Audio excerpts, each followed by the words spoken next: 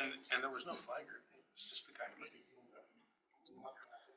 around. I'm not sure they were doing it quite legitimately. The guy here was just intermittently building porn. Not sure what that was supposed to tell me. Yeah, it was confusing. All right. Are we ready?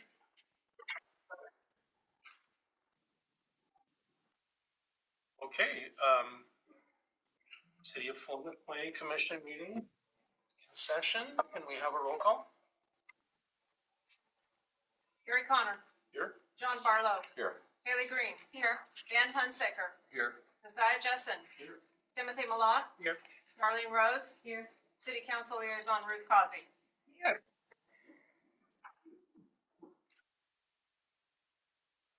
Our first order of business is the approval of minutes from a previous meeting.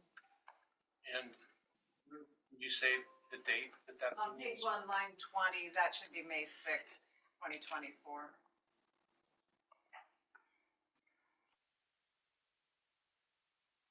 Is that a correction? Okay.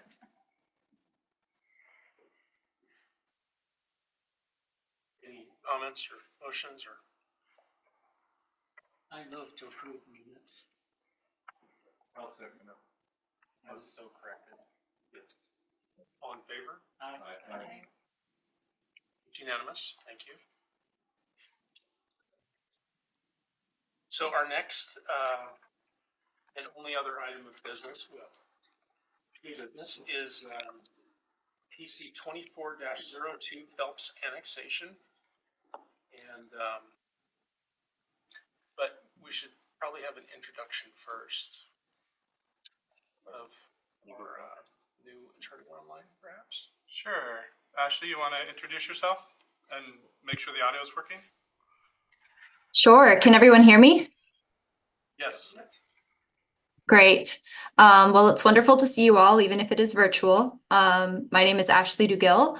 I'm an attorney at Beery, Elsner and Hammond, your city attorneys, and I primarily specialize in public contracting and land use matters for our clients. But I also handle a little bit of everything public entity related.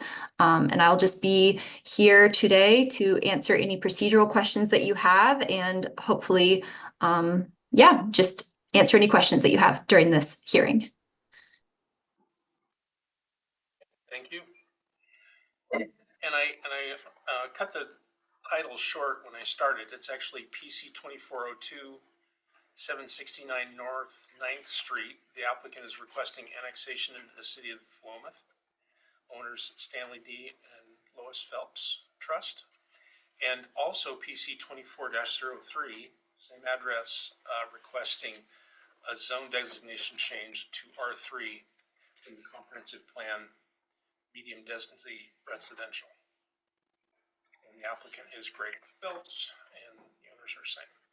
So the proceedings tonight, we will start with the staff report, and then additional correspondence, the applicant's presentation, and then public testimony, first in favor of the application, and then public testimony opposed to the application, and then neutral testimony. After that, the applicant will have an opportunity to rebut any of the statements made during public testimony. And then we will move on to questions for staff from the Planning Commission members. And then the public testimony will be closed. After the record is closed for testimony, no other testimony comments will be heard unless the Planning Commission reopens the testimony for a specific question. And then there will be Planning Commission deliberations and the final decision. For those testifying this evening, please keep your comments to 3 minutes.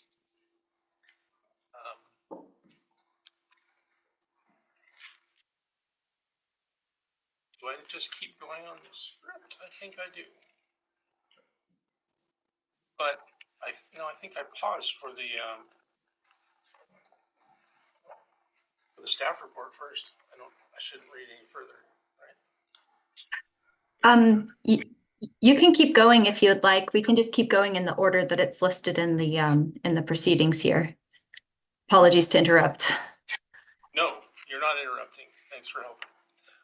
We'll get the staff report, but go ahead and set this over a little more. And where is the staff? There it is. Okay, so I've got 2 pages left to read before we get to the staff report.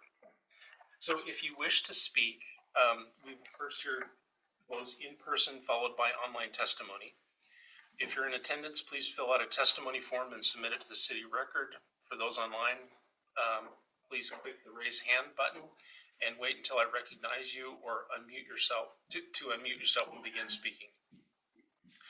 Is there anyone cell phone called in? No, sir. Okay. There's a process there if we get anyone. Any questions should be addressed through me. Please state both your name and city of residence for the record, as the hearing will be recorded. And please keep testimony concise and to the point. The Planning Commission will make a decision tonight or the matter may be continued to a time and date certain in the future. If the matter is continued to a time and date certain in the future, this will be the only notice of that date that you receive. So the criteria that apply to the decision are listed in the staff report, and these are the criteria the Planning Commission must use in reaching a decision.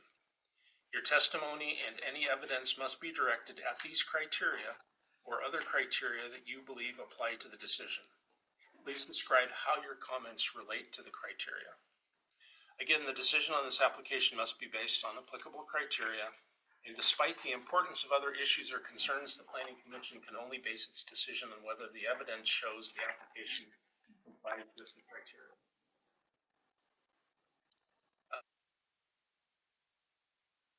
And this Read that. part is where I get a little confused. The Planning Commission's decision may be appealed to the City Council if the decision made is applicable to that. But if the Planning Commission makes a final recommendation, it will go to the City Council for. Yes, So, go ahead. that's correct. It just depends on which kind of a decision you're making. And in this case, I think you're making a recommendation to City Council. So in that case, you shall make a final recommendation on this matter to City Council, the second of the two. So there's no appeal to anything that's said or decided here. It's just a recommendation that's going to the City Council. That's correct.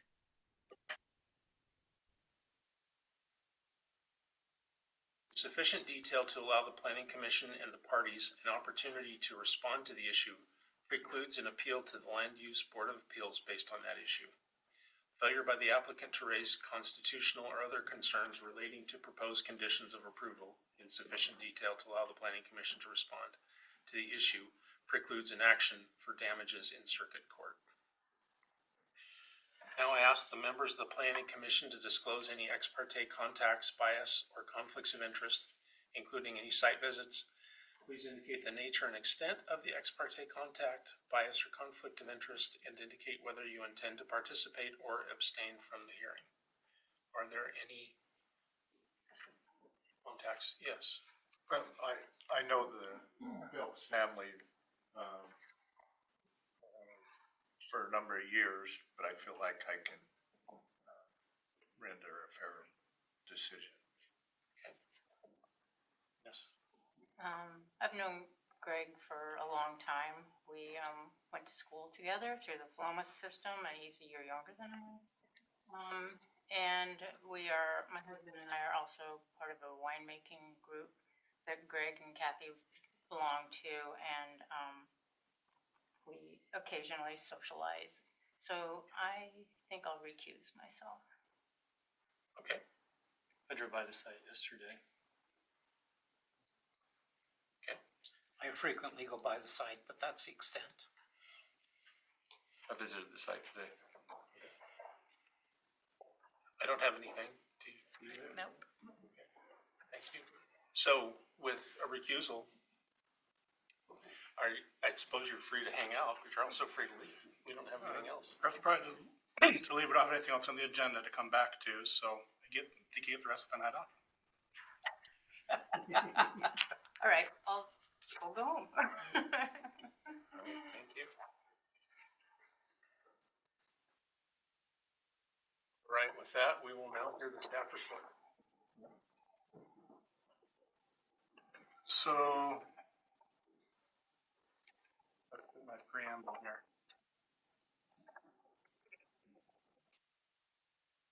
Well, no, I'll be flipping between the two staff reports. There was an updated revised staff report that came out on Friday. That's been posted on the website and went out to each of the planning commissioners and the applicant. There's a few modifications and I'll explain those now. The staff report dated June 10th, 2024 was properly posted for review by the applicant and the public in compliance with notification requirements of an annexation and zone change. After it was posted, a legal review of the staff report recommended an additional section titled Review Criteria Analysis. This analysis was largely provided in the various sections of the original staff report, but this new section provides a clearer review of the development code's annexation criteria all in one place. This staff report dated June 14th, 2024 replaces the June 10th version. And I'll make a point to note where those changes, where I recognize there's plenty of people in the audience that probably weren't on their computers on Friday afternoon or Saturday to get the revised one. So I'll make sure I make a note of any of the additional parts of the staff report that were added last Friday. And in the print version, all the added is red. All the added is red in the planning commissioner's print version, yes, including that little preamble. I'm going to make an effort to not read a lot. I'm conscious of time. In fact, I'm starting my stopwatch now. But there are certain parts that I think are important to just read because I can read it quicker than I can summarize it. Guilty of that many times over. The applicant's requesting to annex 1.99 acre parcel into the city. Upon annexation, property would typically be zoned Philomath medium density residential R2 due to the current zoning in the county and urban growth boundary. However, the applicant has also submitted an application to zone the property high density residential R3 instead of medium density residential R2 at the time of annexation. These are two separate applications, but the applicant has requested they be considered concurrently and that they be conditional upon one upon another. Property currently has a single unit dwelling, some outbuildings on it. The applicant did provide a conceptual development of approximately 35 dwelling units. This conceptual renderings required by state code, also by the city's development code. But we're always very cautious of looking at the rendering. I think it gives a good idea of what could be developed on the site. But from the staff perspective, we do the staff report and analysis based on the highest, most intense use of the property, recognizing, and I say this a few times in there, that that highest, most intense use isn't the most likely to occur. There's some constraints on this property that are going to limit that development that we'll talk to later. But just based on the size of the property alone and the higher density zoning, the staff report looks at it 57 units made up of high density units, which would be 1 bedroom or studio apartments. At 57 units, 2.64 people per unit comes out about 150 persons. And so again, the staff report is going to analyze this potential annexation based on those figures.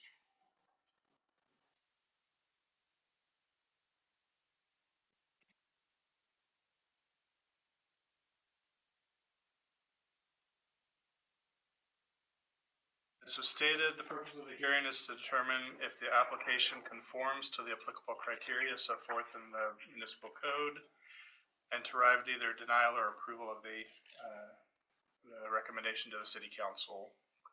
If the findings of fact are approved, the planning commission will recommend the city council hold a public hearing on the matter at a time and place to be determined. And following that hearing, the city council will make a final decision. Skipping down to the bottom of page 2 here. Well, I'm referencing the old one, sorry. Skipping to the bottom of that section. The planning commission may either adopt the findings as presented, modify and adopt new findings, or deny the application based on the new findings of fact.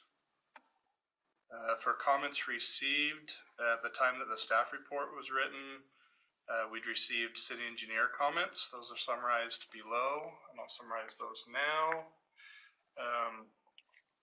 Quoting the city engineer, this annexation will allow for orderly extension of urban services.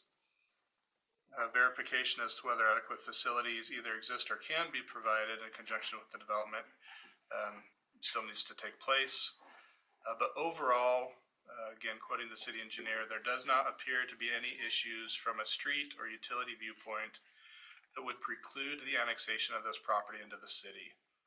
Although the extent of offsite improvements required for the actual development of the land still remain to be determined. There were several other comments that were received, and those have been distributed to each of the members of the Planning Commission. If there's additional comments that are made or submitted tonight, those will be entered into the official record as well, and all of that information, pending approval of this body, will move on to the City Council. There are 8 findings of facts. These I want to make sure that we're clear on. This is what the Planning Commission will really be looking at tonight. Number 1, property is located in the north section of the city's urban growth boundary and abuts the city limits along the south property line. The current comprehensive plan designation of the property is medium density residential. If annexed, the land would automatically be assigned to city zoning of medium density residential. However, an application has been submitted to change the zoning to high density residential, R3. Number 3, the subject property is approximately 1.99 acres with an existing single unit house and a couple of outbuildings. Number 4, the subject property is constrained with some wetlands that are protected under the city's development code as well as state and federal regulations. Number 5, the Rock Creek pipeline also traverses the property, and no buildings may be constructed within the utility easement owned by the city of Corvallis. Number 6, within the R2 zoning, the maximum number of dwelling units that could be developed is 22. And with the R3 zoning, the maximum number of dwelling units that could be developed is 57. There's an added bonus at 2.64 people per dwelling unit, which is the number that we use for planning terms. The R2 would be 56 persons, and the R3 would allow for 160 persons. Number 7, under the census data used by the city, each dwelling would house an average of 2.64 persons. I said 160, 150. I skipped ahead. Result in increased population of 58 persons with the R2 zone and 150 persons with the R3. So scratch my previous numbers, the 58 and the 150 are. Number 8, city facilities, streets, sewer, storm, and water are located along Dyke Street, but will need to be extended into and throughout the property at the time of development. So those are those findings of fact. Next in the staff report is submittal criteria analysis. And this is based on the material that was submitted by the applicant. Statement of process is required. As has been stated, in our development code, it still states that the charter still states that annexations have to go for the vote of the people. That city law has been preempted by state law, and we haven't gotten back into our city code to change that, but we do have to abide by state code still. So although this is an annexation, it will not be going out for a vote of the electorate. That decision will be made at Planning Commission City Council level.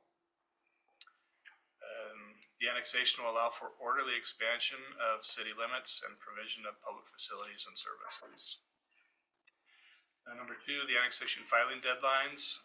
Those have all, again, related to when it gets submitted as to when it goes out for vote of the people.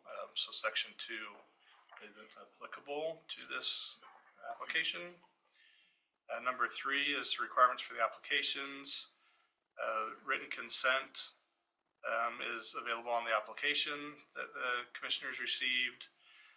Letter B, the description is provided in the packet, and a map of the area to be annexed is also available to the commissioners in the packet. Letter D is a statement of availability, capacity, status of existing water, sewer, drainage, transportation, park facilities, and school facilities at maximum density levels allowed by the proposed zoning. So we go into a little bit of detail here. I'll break down these one at a time. Again, I'm presuming that everybody's had a chance to read through these, so I'm just going to hit highlights of this section. Underwater, with the estimate of 150 people, current capacity of the water system is 0.574 million gallons per day. This development at full development would be 0.038 million gallons per day. Based on this analysis, the water system has adequate capacity to serve the development if it were to be developed at maximum capacity at this time, R3 of the R2 as well. I do make note that the city's starting construction on a new water treatment plant that will double our treatment capacity. We'll make those numbers even greater to the extent that the city's got the water capacity this time. On the review of the sewer system, very similarly, we look at the reserve dry weather treatment capacity of the city, currently 0.187 million gallons per day. This development at full build out would produce 0.008 million gallons per day. Therefore, the wastewater system has adequate capacity to serve the development if it were to be developed at maximum assumed density at this time. For storm drainage, from the engineer, it appears the storm drainage improvements along our offsite can be constructed to provide service to the site. Stormwater is largely done at the time of development. So at the time of development, the developer will be responsible to provide storm drainage system improvements conforming to applicable city and county standards. In this situation, more than likely, that would be both stormwater treatment and stormwater detention for a site this size. We did analysis of the streets. North 9th Street is classified in our transportation system plan as a major collector. Major collectors are designed to take 18,000 trips per day, or it breaks down to about 25 trips per minute. The average number of daily trips on North 9th Street now is 1522. Provided a table going back in history of the changes of that number since 2010, which used to be at like 1429 per day, and now it's up at 1522 12 years later. So seen a little bit of an increase of about 100 trips per day over that 12-year period of time.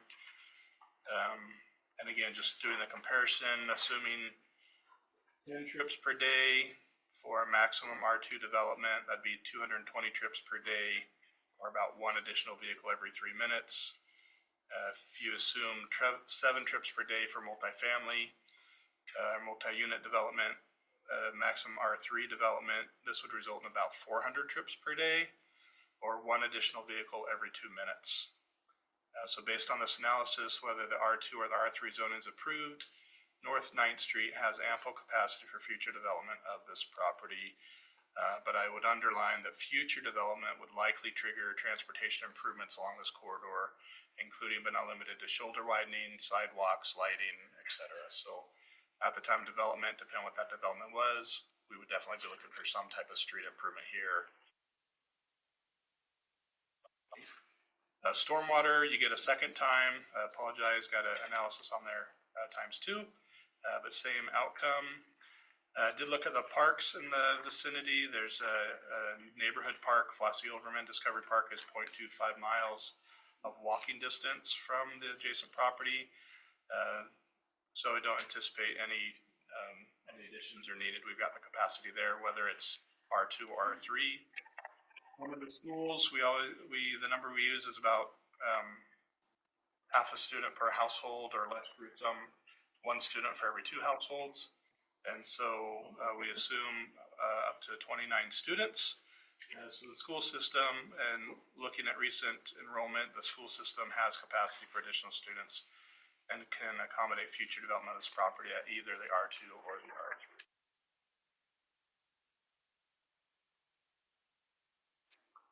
There's a statement of increased demand for the facilities which are required. This is done in the previous section that I just covered.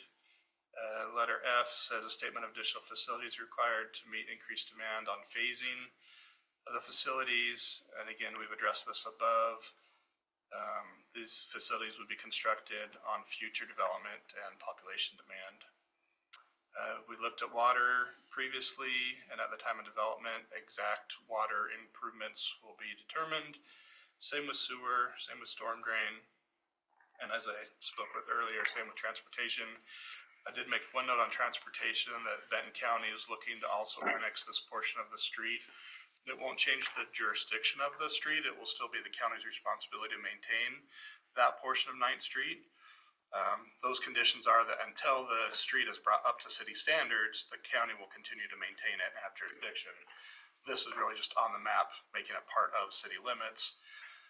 And the trade-off for that is that if it's going to be inside city limits, then we want the speed limit reduced down to 35. So it drops to 25 just south of this area. But throughout this entire area, we'd like to see this as a condition there. So do make special note of that. Parks we've talked through already. Don't anticipate any improvements, but again, depending on the development, the size of it. The city may recommend at that time some type of on-site playground. Again, depending on size of the development. There's a statement outlining the method and source of financing that's required. The owner will provide private financing for all on-site or off-site developments. But there's an opportunity, as there always is with any development, to provide SDC credit. If they were to, say, do a large water pipe increase that was going to benefit not just their property, but additional property, or if they upsized a water line larger than what would be necessary for just their development, we may be able to provide SDC credit for part of that as well. Now, that's something we would do with any type of development, but it would be on a dollar for dollar basis. So dollar saved would be $1 credit given. Letter H, this is a general land use plan. Again, this has been provided in the application. It's conceptual of what the development could be. It does show that there are some wetlands on the property. Those wetlands are protected by the city's code, state code, and state law and federal law. And so at the time of development is when we would look at those wetlands and how they would be protected and or mitigated. That's not done at the time of annexation, but we note that they're there. There's a statement indicating the type and nature of the comp plan text or map amendments. It's as applied for the map amendment we discussed with the zone change, changing the zoning map from medium density residential to high density residential. In order to do this, so this is kind of looking at just the zone change criteria specifically. This is based on that first way that can be done, which is comprehensive plan map amendment initiated by the property owner or the city. In order to do that zone change, there's some criteria. And the first step in that criteria is to demonstrate that the proposed plan designation is more appropriate than the current plan designation, taking into consideration public needs, alternative locations, or changes in land use since the current designation was applied. The applicant argues in their application that the request for R3 zone would allow future potential developers to create a site plan which can support the City of Philomath's long-range zoning goal updates plan to increase the availability of R3 zoning with multifamily residential potential in the city's zoning and housing inventories. The property location lends itself to the R3 zone as the master planned utilities and transportation system plans show the anticipated improvements which would sufficiently serve this 1.99 acre site at the R3 density. The R3 zone allows for the development of single-family duplexes, townhomes, and multifamily residential dwellings. The accompanying conceptual plan, Exhibit E, R3 shows what a multifamily residential development might look like. Annexation of this property with the R3 zone would create the potential for more higher density housing options in Philomath, which currently is in short supply. End of quote. Property is immediately adjacent to a large high density district, zoned R3. However, the most proximate development pattern along Quail Glen consists of single story manufactured homes, 2-story townhouses, and duplexes. The second criteria for the zone change, adverse impacts on adjacent land will be minimal. Again, mostly between R3 and R2, you're looking at just more people being on there for the on-site. And you're also looking at a higher building height of 40 feet as opposed to the 30 feet. At the time of development, there's certain tools we can use to help mitigate those, but at the time of annexation, we don't really have, tools to address that. We would just look to that at the time of development. Again, looking at building height, using setbacks, landscaping, fencing, those types of things. But otherwise, we're pretty limited, and we'll determine more of that at the time of development. We also look at services that will be required. All the city services, as previously analyzed, are sufficient to serve the property at the proposed higher density. And then D, we look at conformance with plan policies. The comprehensive plan addresses the need for more housing of all types, specifically lays out a need for middle and low income housing. I do make a note, although there's no guarantee that higher density housing is going to be more affordable. Generally speaking, the smaller homes on smaller lots and multifamily tend to be lower cost. But, more importantly than that, I think we're just looking at the availability of homes and the mix of housing that's available in the city.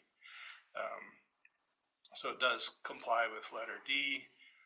Letter E, conformance with applicable statewide goals. I make note there that the increased zoning certainly would comply with the state's current goals of increasing housing throughout the state, but it would do that again either the R2 or the R3 residential zone zoning. And then lastly, let me check my new version, make sure I didn't get off here.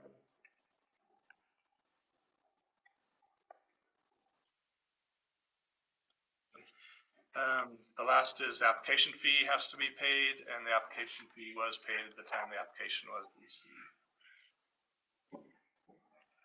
This next section, so that was all in the original staff report. This next section was what was added. This is review of the criteria analysis found in the development code. This is pretty quick. Again, it's already kind of summarized and down in other areas, but I'll just be very succinct in hitting the review criteria specifically. Based on the above submittal criteria analysis, this annexation request is consistent with the development code, the comprehensive plan, as analyzed in the next section, and all city ordinances and other applicable policies and standards adopted by the City Council and State of Oregon. This criteria is met. Specifically, all applications for annexation must satisfy the following criteria. Number one, property to be annexed must be located entirely within their growth boundary. As discussed, it is. Number two, the property to be annexed is or upon annexation will be subject to the city's comprehensive plan. As analyzed in the previous section, the subject property is subject to the city's comprehensive plan. However, the applicant is requesting a change in zone from R2 to R3. So this criteria is met. Recognition of the second application for the zone change. Number three, at least one lot or parcel of property to be annexed must be continuous to the city limits or only separated from a right-of-way or body of water. Shown on the map provided, that criteria is met. And number four, annexation property must be to the benefit of the city and community of Philomath. Again, this analysis was completed in the previous section under 1 or I1A. The criteria is met. Number five, there's only 8. Number five, properties to be annexed is or has been zoned used for industrial agricultural purposes. We want to know what it is we're annexing, so we require some preliminary environmental studies to be done. That's not the case for this property, so no additional studies were required of this property owner. Number 6 is if it has been, then there's some additional things to be done. That's not applicable. Number 7 is only applicable if it exceeds 30 acres, which it does not, so that's not applicable. And number 8 is provides that, or properties that include existing development, this does have one existing home, must have a safe pedestrian route to school within 18 months of annexation. The subject property has a vacant house on it. As a condition of approval, the house shall be demolished or a safe pedestrian route to school must be constructed with 18 months of annexation. this criteria can be met with this condition of approval. So this subsection F of the city's code satisfies all elements of ORS 222.1272 as further provided in the staff report. And last but not least, and again, I won't read hardly anything in this section, I promise, comprehensive plan policies analysis, development code, the comprehensive plan itself requires that we look at all of the policies and goals of the comprehensive plan when we're annexing new property into the city to make sure that it's in line with those goals and strategies. So I've provided those here in the staff report. None of these changed from the original staff report to the new one. So just in summary, we look at citizen involvement. We're taking part in that tonight with this hearing and with the second hearing in front of the Planning Commission. Notifications that went out, the availability for people to access through online portals and everything else. So we've covered a lot of the basics there and the new policies that have been adopted there.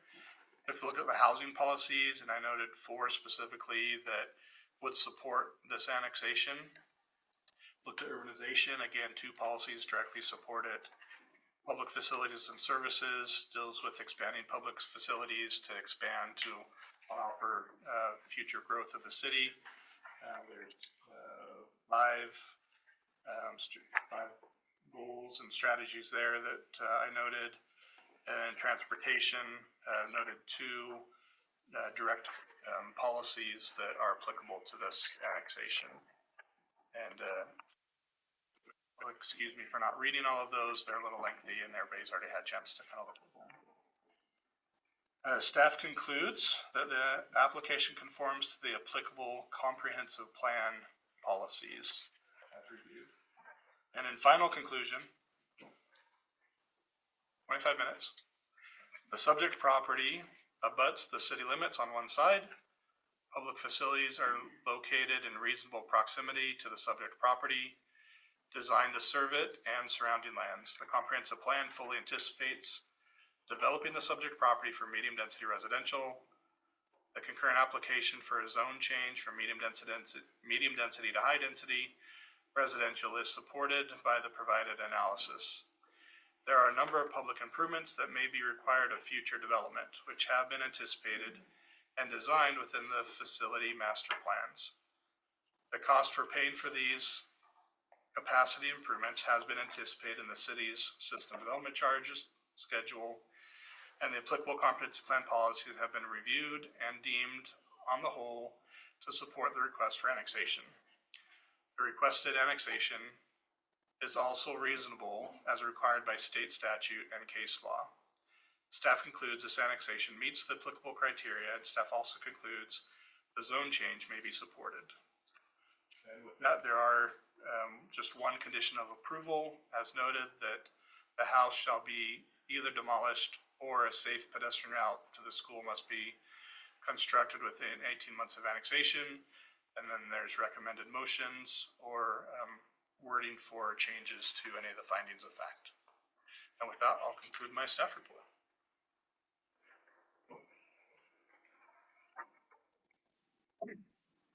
Okay, at this time, the Planning Commission has the opportunity to ask brief questions of staff at this time. And there will be an opportunity to ask additional questions of staff after the public testimony. So this isn't the time for deliberations or anything like that, but just anything about the staff report or the application that's been submitted.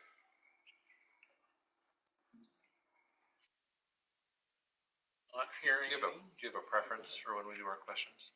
Well, if they're very pointed and asking questions about the facts or the details or the process, now would be the time. But if it's questions about other ancillary issues that will play into, our deliberations, then I think it's better to ask after the public testimony. And our attorney is nodding, so. I'll hold on to what I have then. All right. Mr. Clausy. I have 2 questions. The first is, will there be another hearing at the time the project is actually proposed and designed? Yeah, so depends.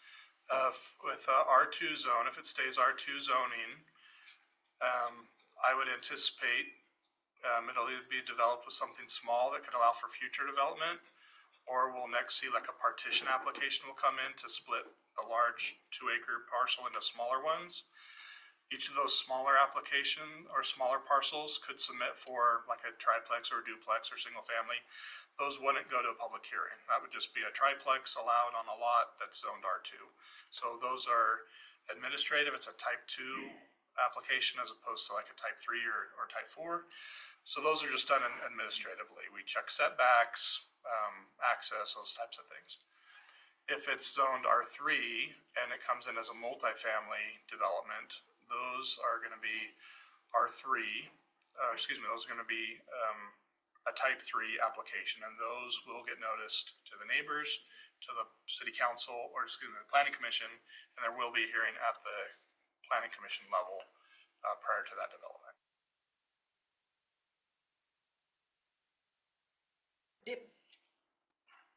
If it were possible to approve this, but to make development contingent on improvement of the street to the appropriate standards, should that happen now, or should that happen at a later date? Yeah, I don't think we'd be able to put a condition on the development until we know what that development is. And so at the time of development, that's when we would look to the code to see what improvements are going to be necessary due to the development that's being proposed. It'd take a lot of analysis to look at all the potential scenarios of development to, put conditions on all of that. So at the time of annexation and the zone change, we're really looking at highest, most intense use and looking for that approval. At the time of development, when we know what's being proposed, then we would look to specific improvements to water, storm, street, etc. My last question is, taking into account the Rock Creek easement and the wetlands on the property, do you know how much of the property is actually buildable? Yeah, I did do an analysis, and those measurements weren't like specifically provided. I don't believe that a wetland delineation has been done, so we don't really even know the full extent or size of the wetlands on it. So no, I don't have a good answer for you other than say 1.99 minus wetlands, which in our local wetland inventory are in the southwest corner. And then the intertie easement, I believe, is, I want to say 10 feet wide. It might be 20 feet wide. It's on one of the maps. And it goes kind of southwest to the east side of the property. So there's two constraints there, but no, I didn't run any figures for how much acreage would actually be developable.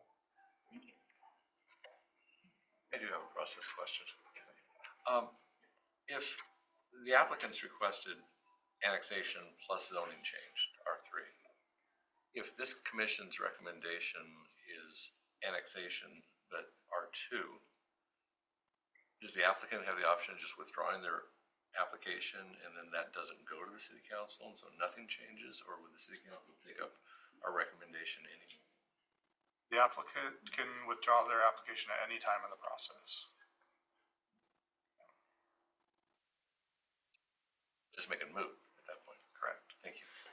But there is a statement that I've seen in print about it being conditioned one upon the other, so does that make it? The zone change is conditional upon the annexation. If it's not annexed, then the zone change is moot. So it's only conditional that way? Right. Okay. Okay, thank you. Yep. So to start off with, we're just going to talk about correspondence. Is there additional correspondence beyond those items included in the agenda? Yes. The following correspondence testimony was received and has been distributed to all members of the commission. Testimony from Al and Donnell Davis. Testimony from FL and Dolores Lopez. Jason and Kimberly Gross. Mike Ganis, Brad Miller, Bill Narver, and laid out for you just this evening, Marilyn Hines. Okay, thank you.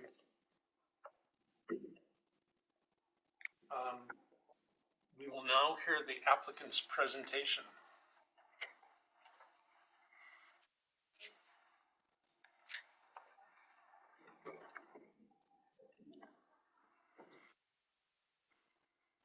Let me see what he's doing with the mouse. Yeah, Yes, I always have to hide captions before I can get there. It blocks everything.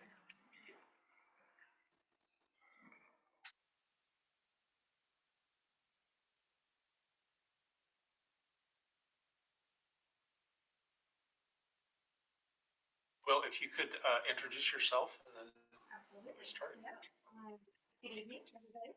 I'd like to introduce a few members of our team that are here tonight with us. Owners Representative Greg Phelps and Karen Phelps. And from Defco Engineering, we are supporting Phelps in this endeavor. Our civil engineer, Stephen DeFleury, and my name is Linda Howard. I'm also with Defco Engineering.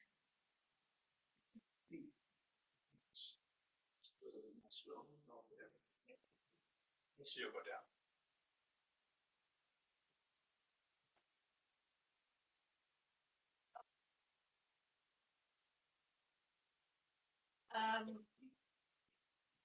I'd like to thank Chris and the City of Paloma staff for their thorough staff report and overview of the project. We have received the staff report and we do concur with its conclusions.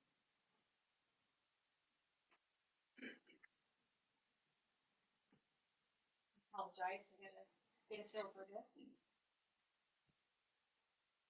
In compliance with Paloma Municipal Code 18135, annexations and amendments, this application was submitted to support the property owner's goals and objectives for the property at 769 North Ninth Street.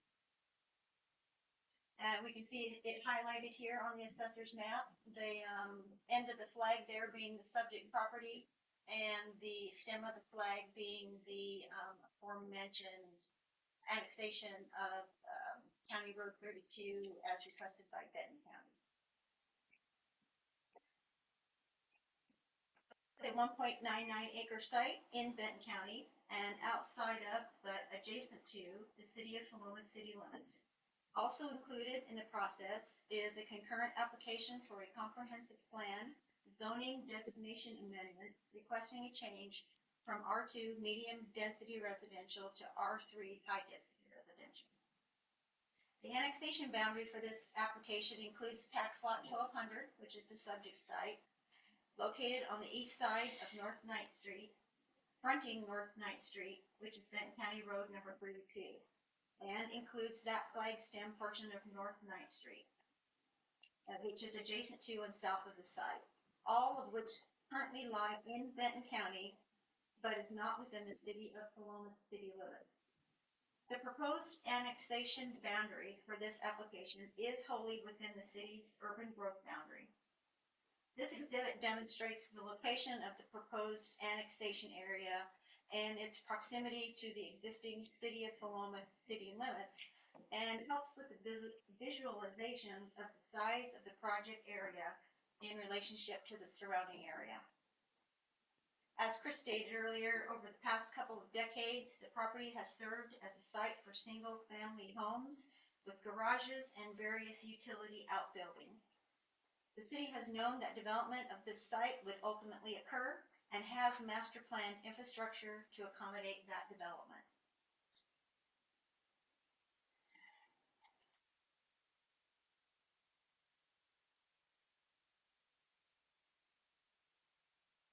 Oh, this is, oh, that's not, I'm sorry, that's not the right exhibit.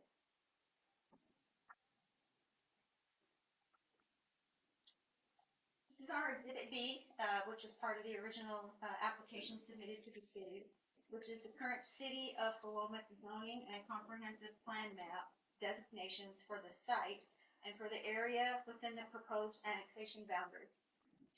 Currently, the site is zoned in Benton County as comprehensive plan map urban growth boundary, lying within the urban growth boundary for the City of Paloma, which has a City of Paloma comprehensive plan designation of medium density residential.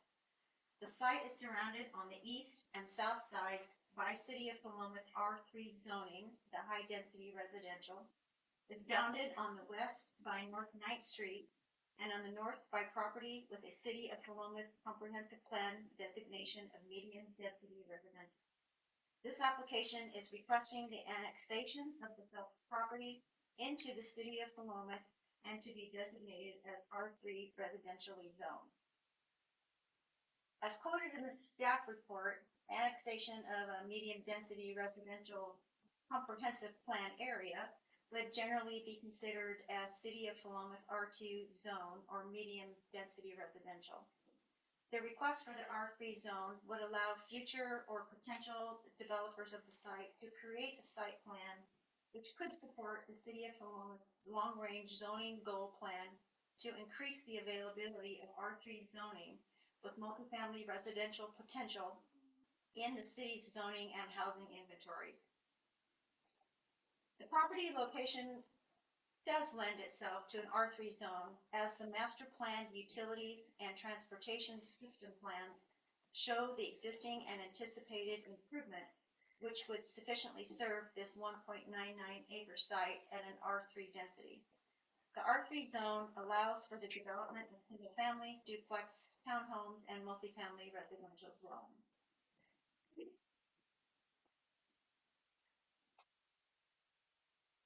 Our existing site conditions map, which is also part of the application, shows the site in its existing state, including existing site topographics, existing utilities, existing adjacent property uses, and existing recorded easements on the site. And as mentioned, that those easements include the Corvallis main water transmission line. You can see that easement that goes down in the corner there at an angle, kind of bisecting the site.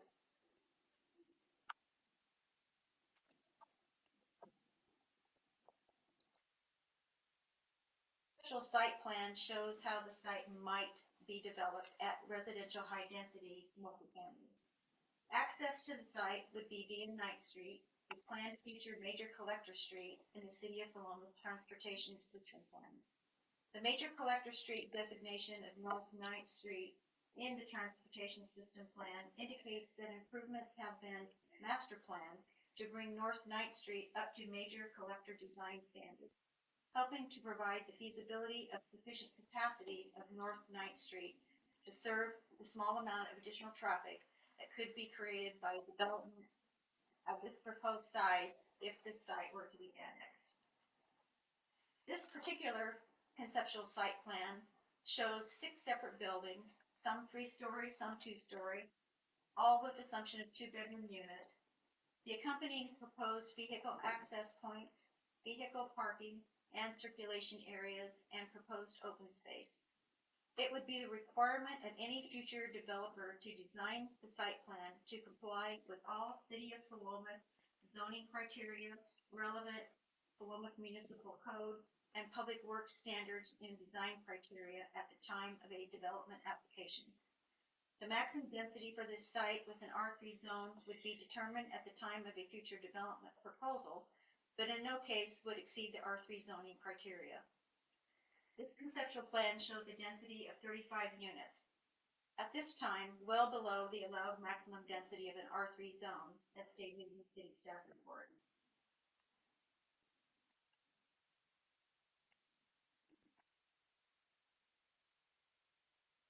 No, that's okay, Dan. just to make sure I'm going in the right direction. Is our conceptual utility plan that was prepared to help support preparation by City of Philomath staff in compiling data for their impact analysis on existing and future city services and infrastructure for the site and to the site. This graphic shows the location of existing City of Philomath utilities and the conceptual connections from the site to those utilities. Analysis of the utility requirements of a conceptual multifamily plan, such as presented on this site plan, supports the fact that connections to the existing public infrastructure, including water, sanitary sewer, storm drainage, and any potential street improvements are feasible, and that these connections have been anticipated by the City of Philomath. This proposed site plan shows sufficient and clear access points and circulation options for the fire department and emergency medical services to serve the site. Any future development proposals would be required to meet all city fire department design criteria. This annexation would allow for orderly expansion of the city limits and public facilities and services. The staff report documents the capacity of all city businesses to support the possible development of this annexation site at the requested R3 zoning designation.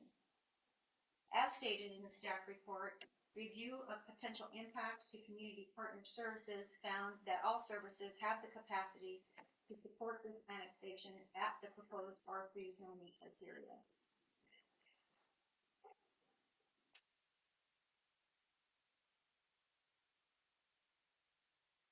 This annexation application is a comprehensive plan zoning amendment application requesting a plan designation change from the current Benton County Comprehensive Plan designation of urban growth boundary to City of Philomath Comprehensive Plan designation of R3, high density residential.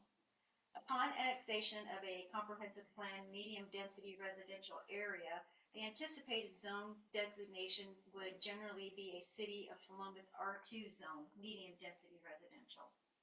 The request for the R3 zone amendment would allow any future or potential developers to create a site plan which can support the City of Philomath's long-range zoning plans to increase availability of R3 zoning with the multifamily residential potential.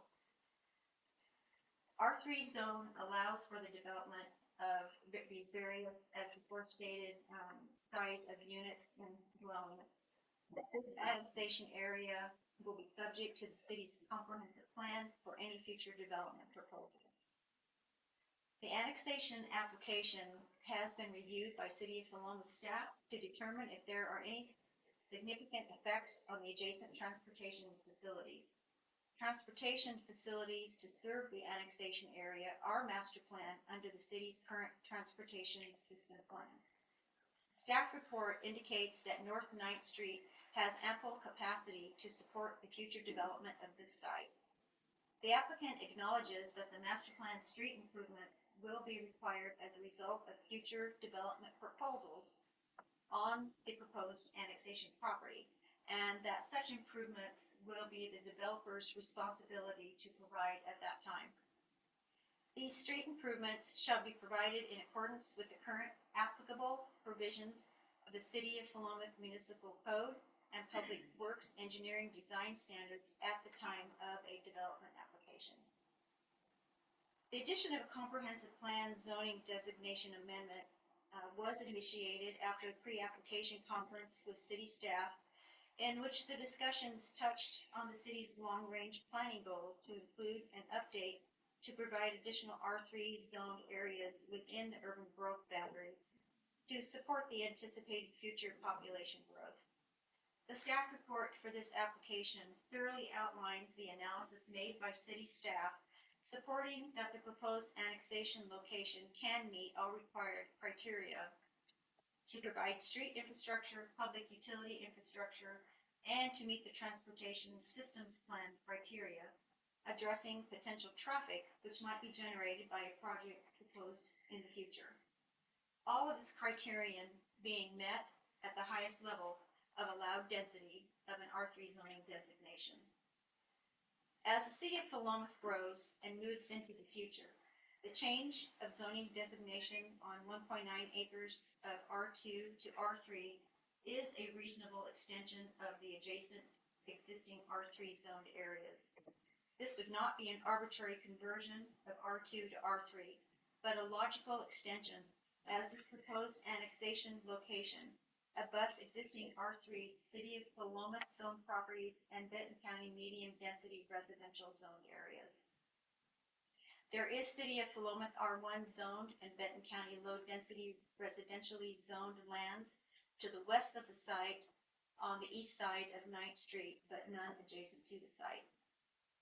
Providing additional R3 zone land in the City of Philomath urban growth boundary helps to increase the diversity of available housing options for families seeking housing types that would be allowed under the R3 zoning criteria. housing options for detached single-family accessory dwellings, attached single-family duplexes, triplexes, and multi-family units offer choices to families in all stages of life and varying economic standings.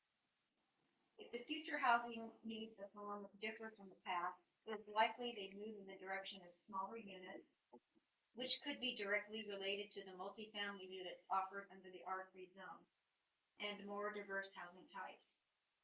The City of Philomath R2 zoning designation does not offer the multifamily option, thus potentially excluding a portion of the families seeking housing of an appropriate type. Moving to an R3 zone would allow any future development proposal to consider the higher density housing type as an option, which as the city grows with the demographics of aging population and young people seeking to enter their first homes, supports the housing forecast of new units to be constructed as 65% single-family detached and 28% multifamily units. The population growth for the city of Philomath over the 2021 to 2041 planning period will increase by 35%, or an annual growth rate of 1.53%, which is larger than the state of Oregon and Benton County projected rates. Thus, as supported in the Philomath Housing Needs Analysis, Philomath will be planning for more single-family attached and multi-family dwelling units in the future. The applicant's team appreciates the citizen input in response to the submitted applications, and we understand that there are some concerns regarding the applications. In general response to these concerns, we offer the aforementioned data regarding the potential need for future multifamily housing choices, and that the city's engineers' analysis of public infrastructure and potential traffic impacts is thorough and appropriately detailed for this annexation zone amendment application. The request to amend the zone to R3 is supported in the City of Philomath Housing Needs Analysis. Many of the additional concerns expressed center on safety and privacy concerns. It is valuable to acknowledge the importance of these concerns, and we would like to state that most of the safety issues will or can be addressed at the time of a future land use application is submitted for site development. While it is essential in planning to keep an eye forward, some of the concerns raised are more appropriately addressed at the time of a submittal of a specific land use plan application and not this annexation stage. Any future proposal would need to comply with all City of Philomath zoning criteria, Public Works Department requirements, and approval of the city engineer at the time the application for such a proposal is submitted. A proposal would address not only on-site improvements, but would also address upgrading off-site improvements, such as improvements to North 9th Street, pedestrian ways, traffic impacts, or any other safety issues which the city may identify as significant. Thank you. That's our presentation. Thank you.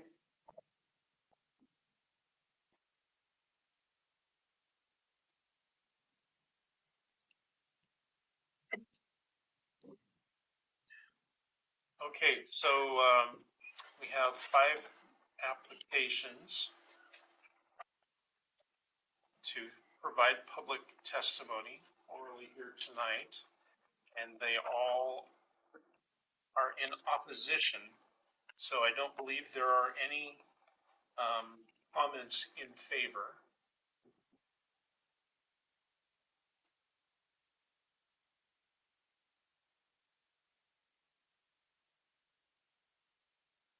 So we are now at comments in opposition to this application. So I'll just take them in order that this stack of paper is in. And as I mentioned earlier, There might have been people that came in before instructions were given, so I might just ask generally if anybody has comments in favor. We can have them fill out paperwork and submit it right Yeah. now. Okay. And then similar idea. to. Is there anyone here that would like to make a comment in favor?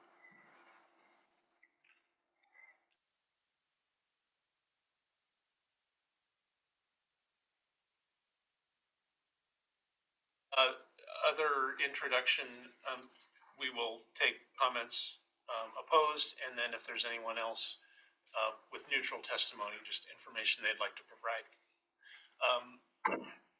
And we're going to limit the comments to 3 minutes. So is there some here planning commission that has a timer that they could use? Make sure. Thank you. You ask if there's anybody that hasn't signed up yet that has testimony Oh, opposed. another good question. Is there anyone in addition to these 5 papers that have been filled out that would like to speak opposed?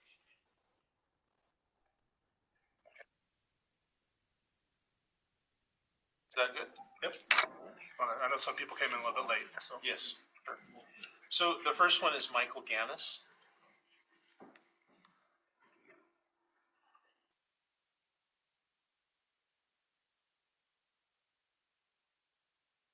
I live on Maryland Drive, and I want to start off by saying I'm not a NIMBY,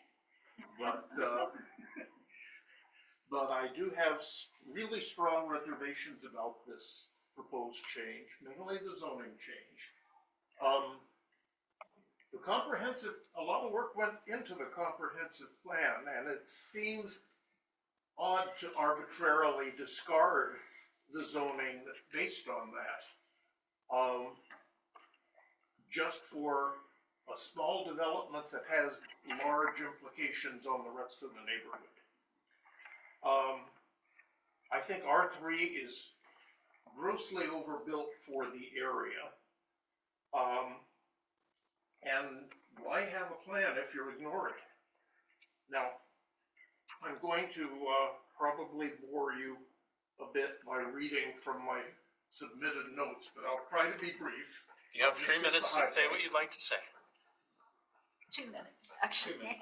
Number one, the proposed density change to R3 conflicts with both the Philomath Comprehensive Plan and common sense. It's not concurrent with the low-density character of the surrounding neighborhood. Philomath needs housing, but this indicates one of the fundamental flaws of politics. Something must be done. This is something. Therefore, we must do this. And a change to R3 in this location would create more problems than it would solve. I'll just say there are other places in Philomath that would be better suited for R3 high-density housing. I'm not going to try to identify them, but okay. My big concern is that the proposed zoning change does not depend on future improvements to North 9th Street. They're going to, they intend to build and occupy the high-density housing before 9th Street is widened and sidewalks are added and the road is upgraded. That's in the plan at some hazy, indefinite time in the future. 30 seconds. Pardon? 30 seconds. Yeah. Okay. I'll just let you read the rest of it. The road is dangerous. The road is not going to be improved in the foreseeable future. There isn't even any money for the improvement. So, okay, I guess that's it. Thank you. Oh, wait, if you can indulge me, I do have a couple of questions about the staff report. One of them is that wetlands are going to be investigated. And it's my understanding that there is a pond on the property, which doesn't appear in the proposed layout. And I'm wondering what additional problems removal of that pond would cause. So I can't answer your questions now, but they can ask me the questions later. What's your second question? Because I know you're out of time. The other was the statement about time averaged trips per day on 9th Street. But if working families and school children and university students are in that development. Time average doesn't make a lot of sense. There's going to be peak traffic. Thank And you. I didn't see that addressed. Thank you very much. Thank you. Thank you. So our next comments with Becca. Howland. I will make a second. All right, thank you. Good evening. I'm Becca Howling. I live at 473 South 27th Street. My partner, Mike Ware, lives at 716 Grouse Place. He's lived there for the past 5 years. His house abuts the east edge of the proposed annexation and rezoning. I'm here tonight to testify in support of the annexation, but against the rezoning for medium density to high density. The reason is concerns over impacts to abutting property, community, character, and safety. I share concerns as expressed by the previous testimony. The area is hilly, and with the subject parcel being on a higher elevation than most of the abutting parcels, I have concerns that by permitting the rezone from medium to high density, you'll be creating negative impacts on the surrounding properties. Specifically, R3 zone allows for taller buildings, specifically 40 feet in height. Taller buildings on a hill will appear even taller than the surrounding properties and buildings. As the staff report on page 7 states, setbacks and screening may be required to protect surrounding properties from adverse impacts, but these are relatively ineffective tools that the city has to mitigate the building height on adjacent neighbors. There are other options. You can approve the annexation without approving the rezoning. As stated again in the staff report, most proximate to the parcel are single-story and two-story homes. Why would we negatively impact community character? I just want to remind us that Philomath is a small town. We do know that the small town needs to grow, but why develop in a way that is not consistent with our community character? I hope that you will do your part to ensure that continued growth in Philomath is consistent with the scale, size, massing, and density as identified in our comprehensive plan and other documents. Thank you. Al Davis. Before you started the time, we had no idea we were gonna be limited to 3 minutes. Now, I don't plan to talk more than 3, I'm gonna try to get through it, but that'd be nice to let us know that, so I would have prepared this in such a way that I've practiced it or something. All right. I'm gonna second Janice's comment, absolutely. The idea that we have a comprehensive plan, you have my letter, hopefully you've each read it, and we're not using it, is a chance. This is exactly the type of scenario that comprehensive plan should be addressing. The plan itself was done in a comprehensive way, sorry to be redundant, but that means that there were lots of mind share, lots of thinking, how are we going to best address this? These incremental changes that just sort of move out the skirt of the city, surrounding city, should either have something compelling, some real hardship that we're all addressing, and then a way to test that, a way to look at it and say, this is the hardship that exists, so let's use this solution, and then be able to test that solution to see that, yeah, it's going to address it. But right now, we're simply increasing the skirt if, in fact, we move forward with this, and we're really tilting it in. We're not finding a best solution for the community. We might be bringing in a little more money, very incrementally. There might be the possibility that, like you pointed out, that there could be a slightly less asking or rent for those individuals, but that's not even measurable. We can't even say to ourselves we've actually done that. So what I'm after, please take the time, read it. I spent some time writing it. I'd like to know that it was taken. But by the same token, I'm just going to talk today about the fact that R2 and R3 are generally equivalent, and that is included in the Eco Northwest 2021 to 2041. We need all types of housing. We don't put any differential or improved value on R3. We simply say we need housing. And R2, this is only about the upzoning, not the annex. R2 supplies that. I second Mike. Thank you. Bill Narver? And just to clarify, the standard that we've arrived at the city is you only have to say what city you live in, or outside of, you don't have to give you don't have to say an exact address. My name is Bill Narver. I live at 815 North 9th Street, Paloma. I've already sent in papers for it, so I'm just going to hit the highlights, otherwise I'm going to be a little more in 3 minutes. Good city planning for high-density housing, either near shopping or public transit. As the Phelps property is near neither, the mode of transportation will be hard. This does nothing to promote the state's Every Mile Counts nor climate-friendly and equitable communities program, or helping low-income families. In the same vein, if you're thinking that biking is a viable alternative to driving on 9th Street, it most definitely is not. It is not a bike-friendly street. In fact, I get a knot in my stomach whenever I come across one while I'm driving. Biking along 9th Street is both difficult and unsafe, as it is not currently wide enough for proper bike lanes. For cars, pedestrians, and cyclists alike, the hill to the south is dangerous, as is the blind corner to the north, and I've had to rescue many a driver from the ditches on 9th Street. As far as the adverse impacts to adjacent land, they will not be minimal.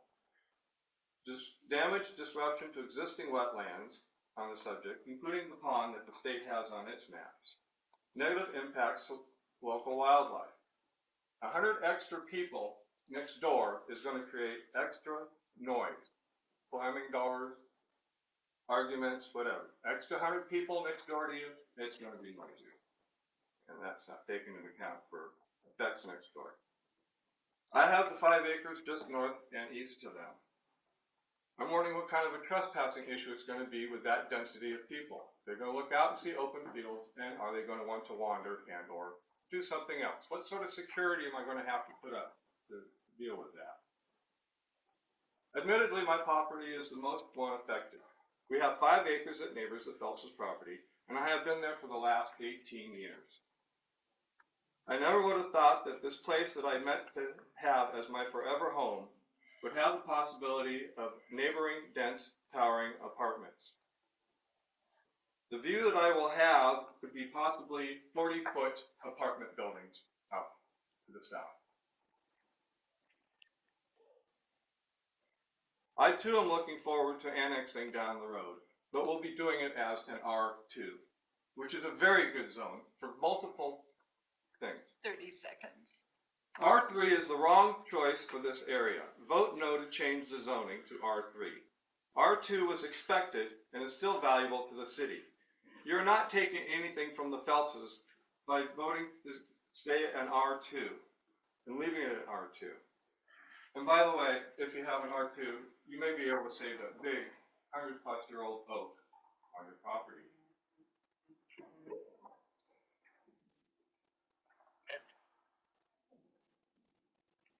And Gary Rogers.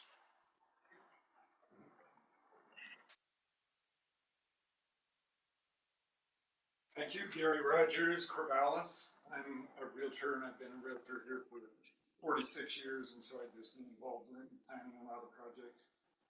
So, for me, this proposal doesn't present a lot of community feel to it. It feels like it's a totally separate entity. And some of that has to do with connectivity to the rest of Paloma. And as it is, it'll come out entirely on 9th Street. There's not a path, there's not a bike path, there's no road connectivity to the east.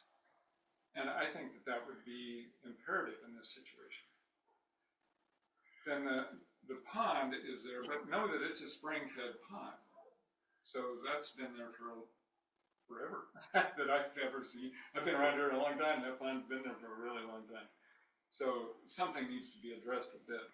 And this proposal says nothing about it. And then I see R2 as being much better there.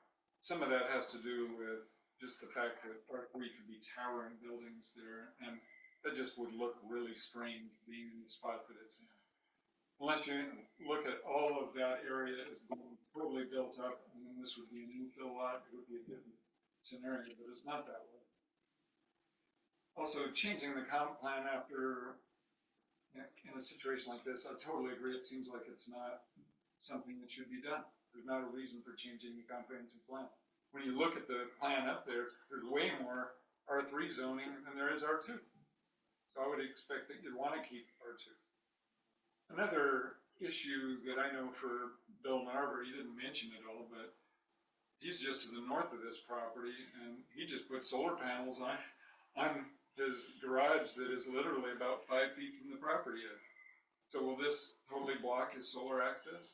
And I haven't seen anything communicated through this regarding solar access. I would think that's something good to address. Thank you. Thank you.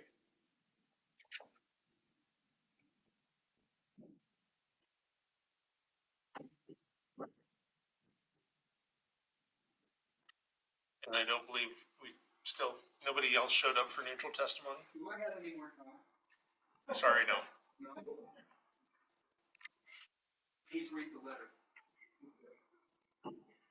Does the applicant wish to provide a rebuttal?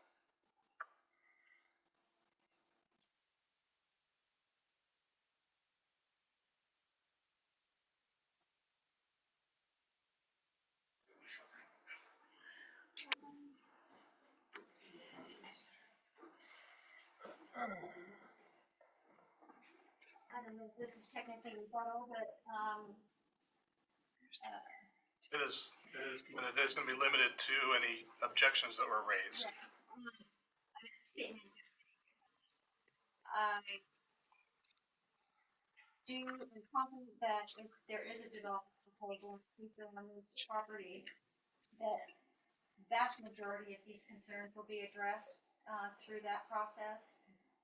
Any development proposal that is submitted must comply with city standards and code.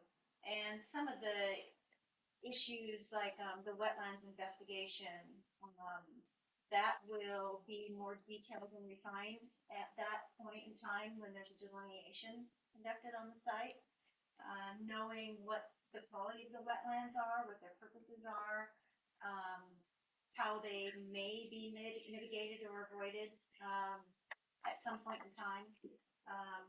A more detailed traffic analysis can be prepared based on an actual submitted land use proposal. So all of those numbers will become very clear and very specific and succinct. The safety concerns, as we said earlier, will be addressed. The improvements to Ninth Street, the provision of pedestrian linkage to existing pedestrian paths,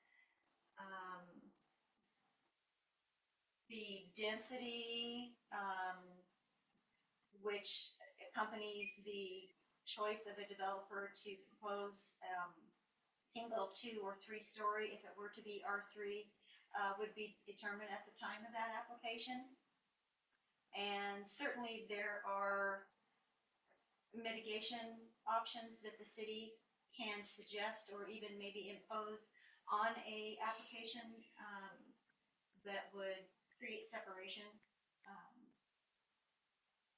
or encourage the proposed developer to maybe in a certain area adjacent to existing one-house structure to put just a 2-story structure and things of that nature. Solar access blockage also becomes a reality of analysis at the time of a land use application. The city would potentially ask the developer's team to prepare solar access studies. And those would show any effect that the proposed buildings may have on adjacent properties. Yeah, I tried to touch on some of the things that were mentioned more than once here.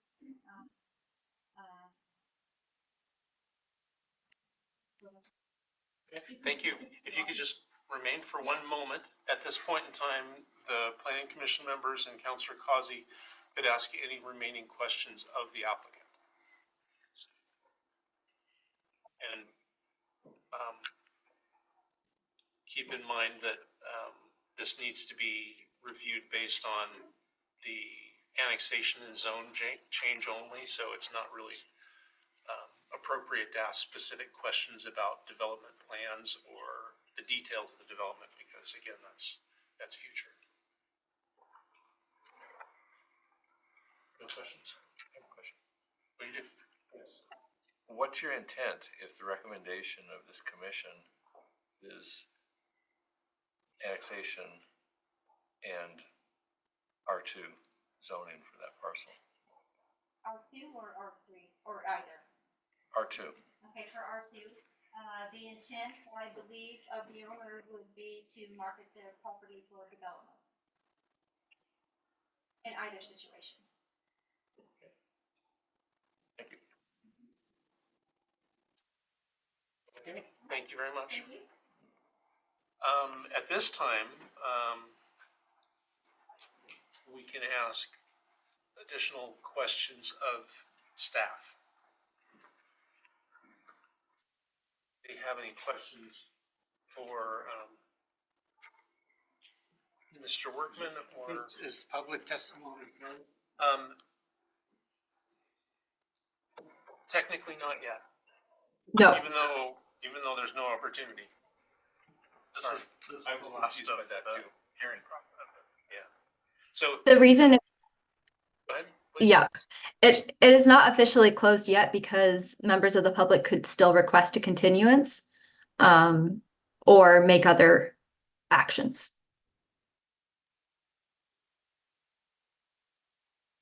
Are we gonna have another opportunity of staff? Well, when we're deliberating, we typically, If you've got questions, now's a great time. Okay, okay, let me go ahead.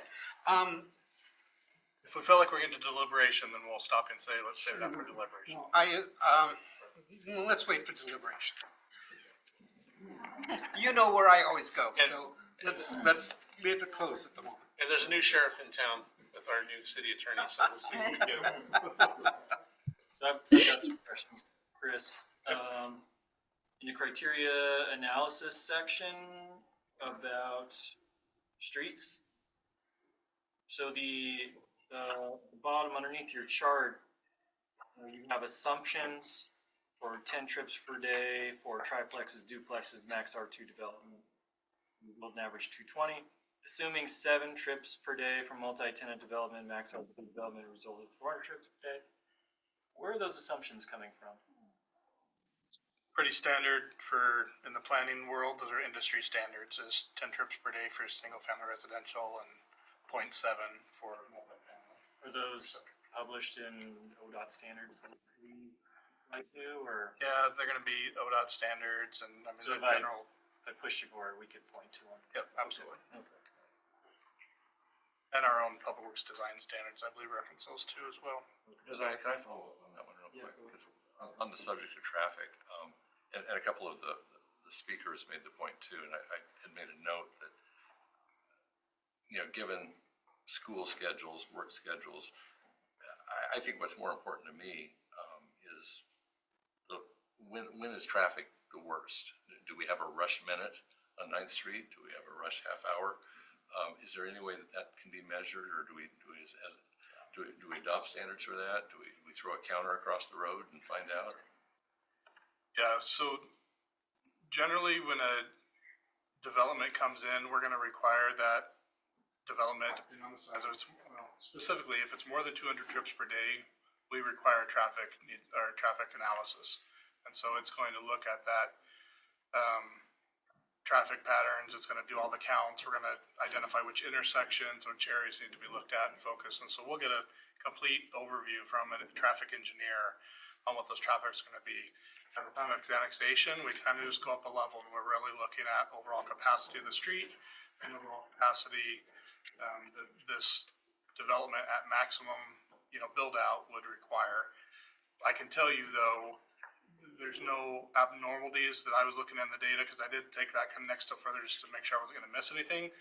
the peak hours are very reflective of the daily average hours, right? There's nothing strange going on here with those peak hours. And we do have data from ODOT, but those peak hours aren't like unusually unproportional to the daily averages, right? And so where there's additional capacity on a per average day, there's additional capacity in those peak hours as well. I was trying to be careful at this level that we're not getting too deep into what that development's going to be, because we really don't know yet. So we kind of limit that analysis a little more. Thank you. But that data is out there at the time of development. That will come forward, and that will drive the requirements of the city for that development. Yes. Understood, and I'd like to deliberate a little bit about that later. A little further on in the school section,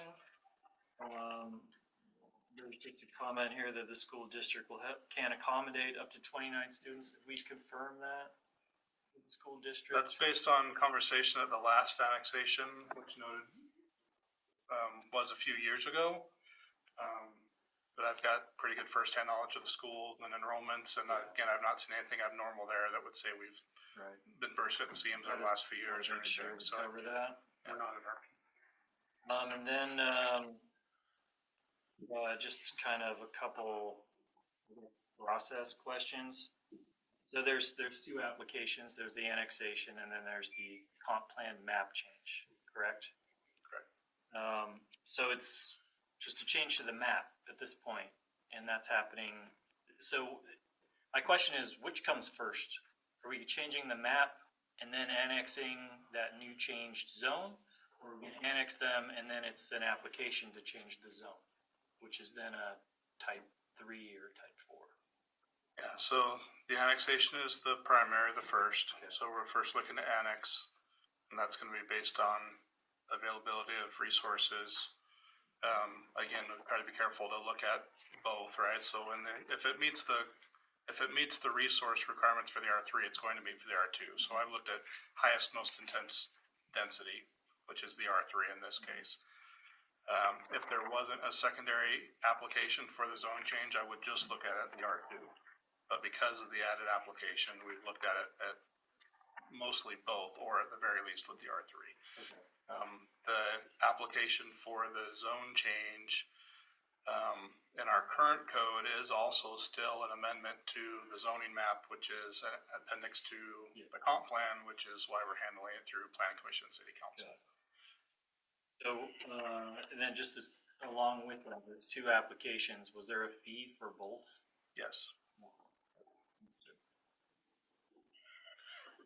In some of the testimony they were talking about, like street width and such, and I know this wouldn't occur until there's a development proposal, but would it most likely be that whether it's half street improvements are made, that there would be curb and gutter and sidewalks that would go the length of the property?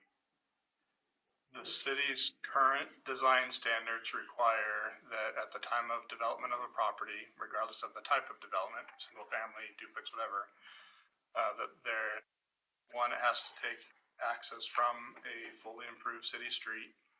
And then two, it has to come from an improved city street, and that improvement at a minimum from Public Works design standards is a 3/4 road improvement. So that would be the sidewalk, curb, gutter, and out past the medium traffic line, wherever that would be. That's the minimum for any type of development. For larger developments that are gonna have more traffic on them, we typically see an increase from there. So it would even, based on whatever the right-of-way is going up and down that street there, very likely would widen the road, probably quite a bit, maybe.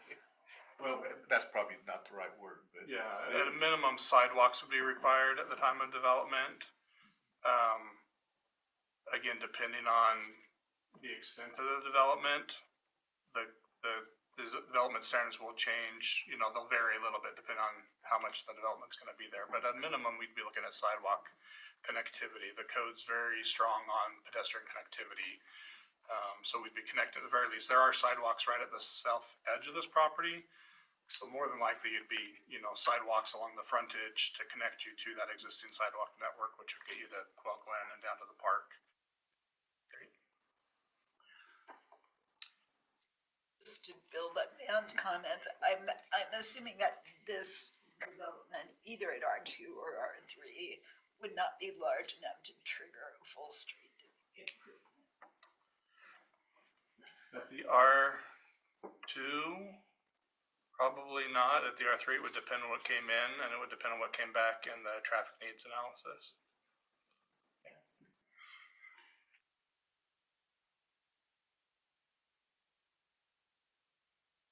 Questions? Would staff like to respond to any questions or statements made during the testimony?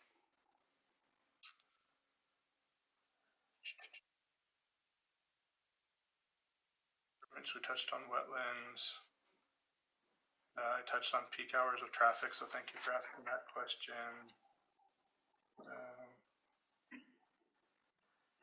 It's minor, but just to correct this, I don't believe that this property is on a hill. I believe it's between hills. There's a hill as you come to the property and you come down. This perhaps it's right, and then the property or then the street kind of comes up and takes that turn again. So I just want to correct that this isn't the highest elevation of that neighborhood. It actually sits down a little bit along the roadway. Yeah, so you might be looking into the third story of a apartment complex instead of the first or second story. But just to be clear on the ground to the east probably goes down a little bit. It drops off in elevation to the east, yes. Yeah. Okay. That's what I heard, just to make sure that we're clear on things. If I can just add one note as staff. So I just wanted to clarify for you all that this is a consolidated application. And so you are looking at both applications together, right? So I've heard some discussion, and I'm sure there will be more in the deliberations about potentially the density, right? And whether or not you want to approve that. I would not suggest continuing with the annexation without the additional density, right? So the applicant would need to start fresh if you do not want to approve R3. Why is that? Because these two are consolidated applications. So with the applications together in one criteria, I mean, you cannot have one without the other unless that's the applicant's intent. It's really getting at what I was asking is there two applications or is it one application? And if we don't approve R3, will the applicant have to start over? Would they get any credit to reapply? You know, these are things we need to understand before we deliberate. Well, what I'm hearing from Ashley is if it's considered consolidated applications, then they address them together. I guess advantage or result of doing them separately is then you could get an approved for one and not for the other. The disadvantage is that community looks at one and they maybe don't know the other's coming, and then you feel like you're kind of getting piecemealed. So there's some benefit, kind of mutual benefit to the neighborhood and also to the property owner, and frankly to the planning commission to have those applications one. So you are looking for, I mean, they've come and said this is what we want, right? We want the annexation and the zone change to the R3. That's what they're looking for the approval for. Talk to Ashley a little bit about splitting the hairs on that and approving one without the other. But I think that's what we're hearing from her, is that would not be recommended. We're not approving anything, right? We're making a recommendation to council. We're making a recommendation, so, right. Yes, your final recommendation, exactly, that's correct. I would just... Maybe when we get to deliberations, we could, there is statements, as always, about conditions on our approval. So maybe we could hear from you a little bit more about what sort of conditions could be made to approve. So I'm a little confused about that, but we can defer that. Councilor Causey. Question for council. since there are two applications and two fees, what is it about them that makes it a consolidated application?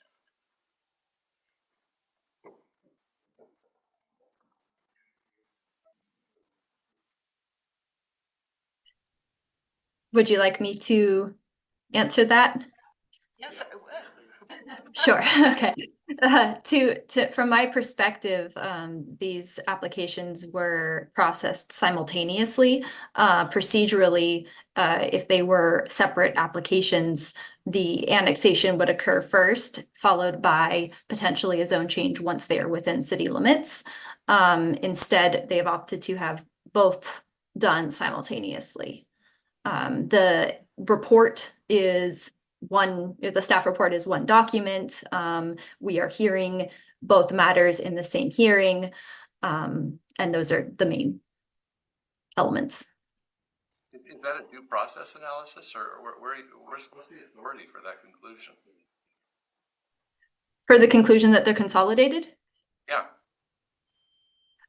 I believe that that is in the staff report and also the process that staff used to analyze this proceeding. Is that right, Chris? Yeah, but admittedly, I mean, there's been a little bit of relook at the development code and the criteria here. And I believe the staff report's written in a way that one could be considered, well, frankly, that the annexation could be determined and it could have either an approval or not approval of the other, but not the other way around. So I think the staff report is written in a way that it could lead that way. I mean, it would support, the conclusion is that it would support both applications.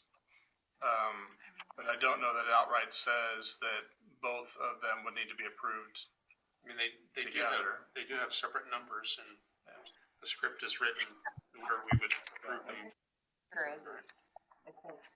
Well, I defer to staff and I defer to you, Chris, on your preference on how to proceed with it being consolidated or not. You know, I completely defer to staff on that. My understanding was that they were consolidated.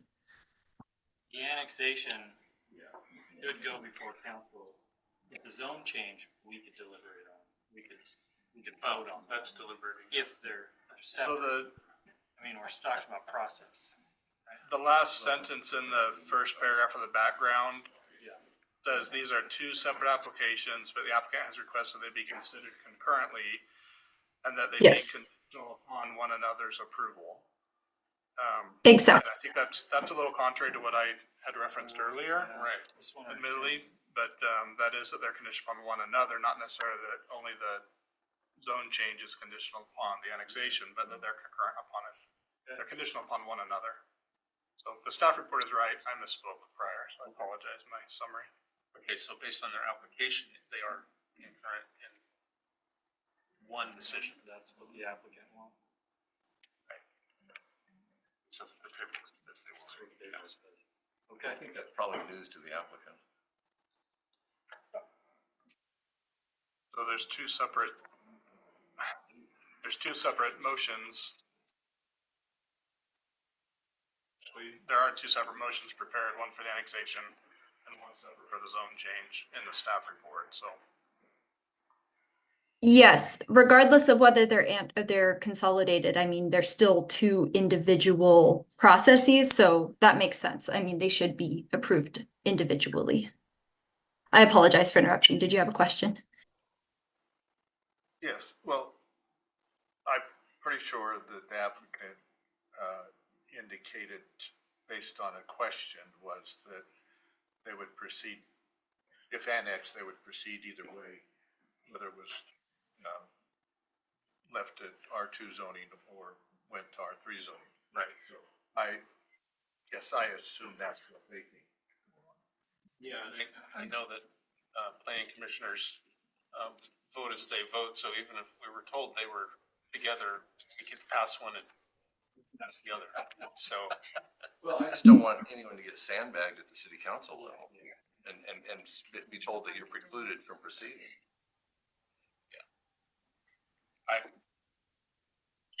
Just as one final statement, if the applicant wants to, they could also remove voluntarily their request for a zone change and then simply proceed just with the annexation at this time. Well, I think it makes the most sense for us to deliberate and make a recommendation of whatever we want to recommend to the city council and let the city council sort out from there. You're welcome. A little bit more time. Yeah, we might have just different- make a recommendation.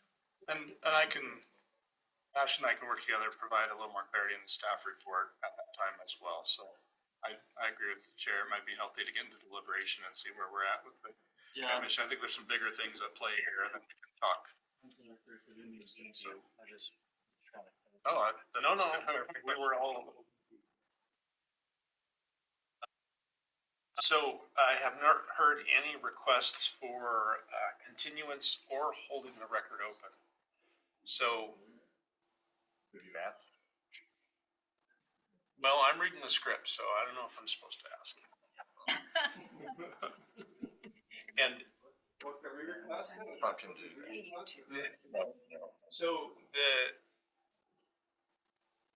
I understand holding the record open. We do that often. That gives anyone wishing to give testimony an additional 7 days to submit anything in writing before things can be considered closed. Typically, that request comes during testimony if somebody feels like they didn't have the opportunity to provide comments or they didn't have enough time to review it. Sometimes that will come if new material is proposed and there wasn't time enough to review it, then we can extend time. We didn't hear that from anybody, and I was pretty clear at the introduction of the staff report that the staff report had been altered, and if anybody needed more time, that we should hear that, and we didn't hear from anybody, and so not to muzzle anybody, I mean, we can delay things out as we need to, but really the intent of keeping the record open is because there's new material that's been provided, and we've not had time to digest it, to provide comment in opposition to it or in favor of it or whatever, and so we'd really want to see new material that was cited that would dictate the need to leave the record open or to extend the hearing to a future date. Can you just clarify, the new material you're talking about was been provided tonight, or any testimony? New material, only tonight? No, I mean, at any point in the process, it could have been information in the staff report, or it could have been, again, we just didn't hear that up to this point. Yes.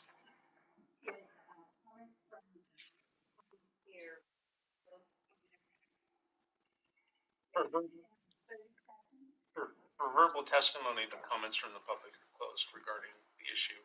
I guess regarding process, it would be different. And continuance is similar, but different.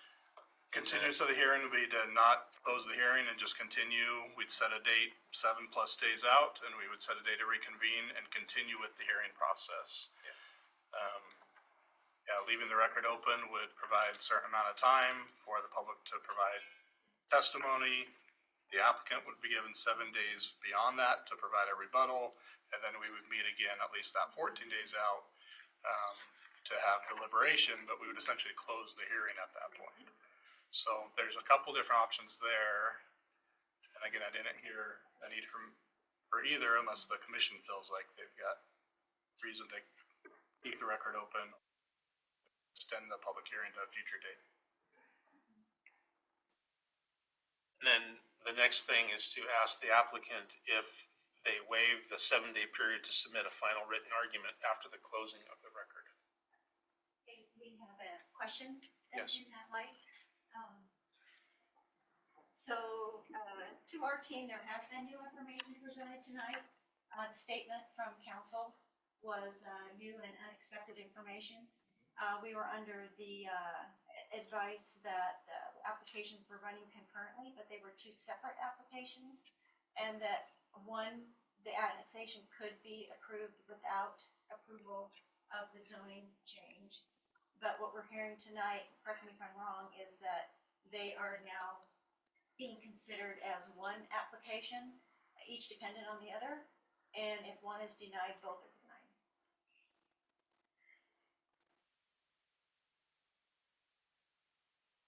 What's your kind of final take on that? I'll look to you and I'll lean to you on the legal side of things. So I want to make sure that we're in good standing.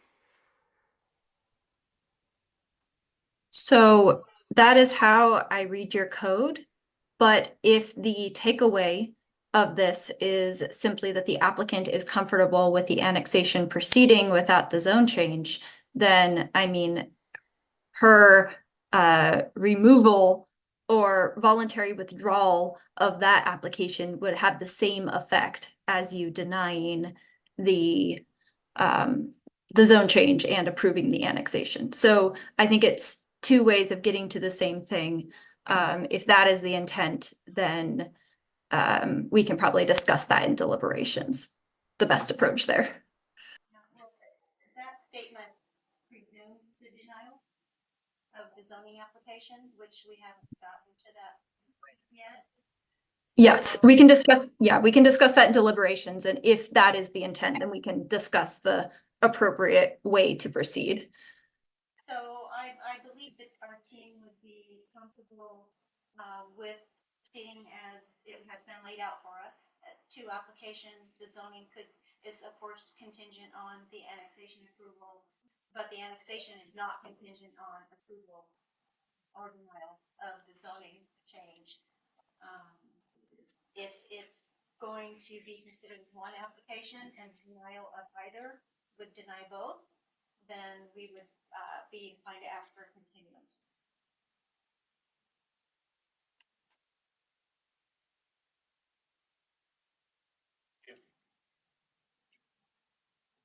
Ashley, do you believe there's a path forward for their first recommendation to allow for an approval of the annexation without the approval of the rezone? Or should we go ahead and honor the request for continuance and give them more time to discuss that? I believe there can be a path forward. I mean, kind of to the point I just made, that regardless of whether she were to voluntarily remove her zone change application or you all were to proceed without that, I think the effect is the same. And so we can discuss that during the actual deliberations. And if need be, you can reopen the record and have a further conversation or request from the applicant. Okay. So we can proceed through deliberation. At the close of deliberation, the planning commission can decide if they want to reopen the hearing or not.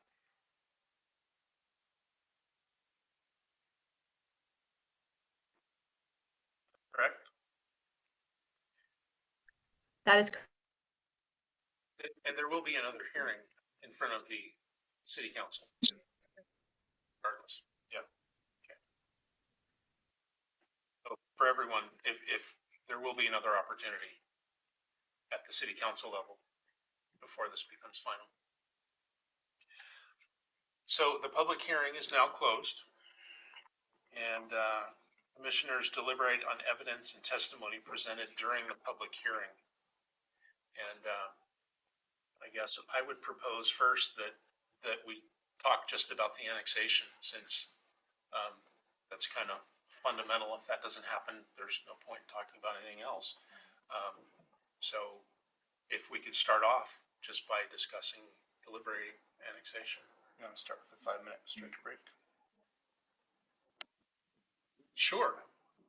We're gonna have a 5-minute break here. 5-minute recess. 5-minute recess. Back at 8 o'clock. 6 minutes.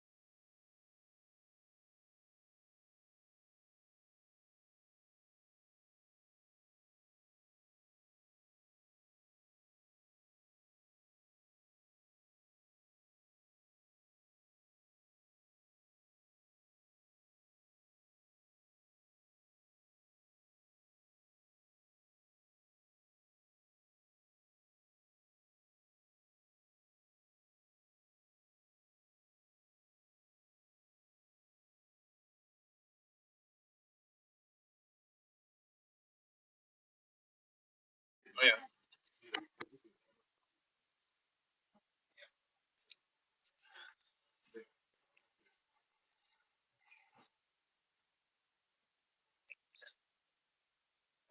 Can I have a few? Everything over there. Right. So I guess I was saying that we should start off just by deliberating on annexation. And Commissioner Malat, you had a comment on something else or on annexation in general? No, it's gonna be on the second half of it, but just as far as annexation, it makes total sense to annex this piece of property and give us the opportunity to expand the city limits to provide some more area for future housing. And I think it's come out in a lot of this writing and all is to be able to have the city take the responsibility from the county and improve Ninth Street, which is, I totally agree with the safety concerns of Ninth Street. So I'm strongly in favor of that piece of the puzzle. But that's not what would be doing. Yeah, the annexation would include. No, we would just annex it. It's always gonna be a county road. No, but Yeah. do we have any More information. more sway on the development of a road and improvement of the road when it's within city limits than when it's not? Right now, the zoning is rural residential 5 acres, so they can't build more than one unit for every No, just the 5 roadway. acres. So the roadway right now will never be improved by the development of this property, because this property can't develop more than what it already is unless it's annexed into the city. No, I guess we're thinking about the piece that's not even adjacent to this property. That's either gonna be up to the Benton County to pay for in total, or it'll be up to private development, additional development, infill development along that street that would also trigger improvement of the street. Or the city. City could. County. But city code would be imposed So, on it. so for any city development. doesn't have any additional sway over the county because it's within city limits versus not within city limits. If there's a little carve out, what changes when that, Good question. when the road that is the county road is within city limits instead of not in city limits? Nothing. Which is why it hasn't been annexed in the last 20-something years. So why did the county request that it be annexed? To clean up the map more than anything. And future expansion, we go further north, as you continue to annex to the north, I mean, eventually something's gotta trigger that to happen, and this is the annexation that's being triggered right now to develop everything south of that. And mostly it's just a matter of the county providing a legal description of the street that gets included in the annexation ordinance when the ordinance is considered by the council.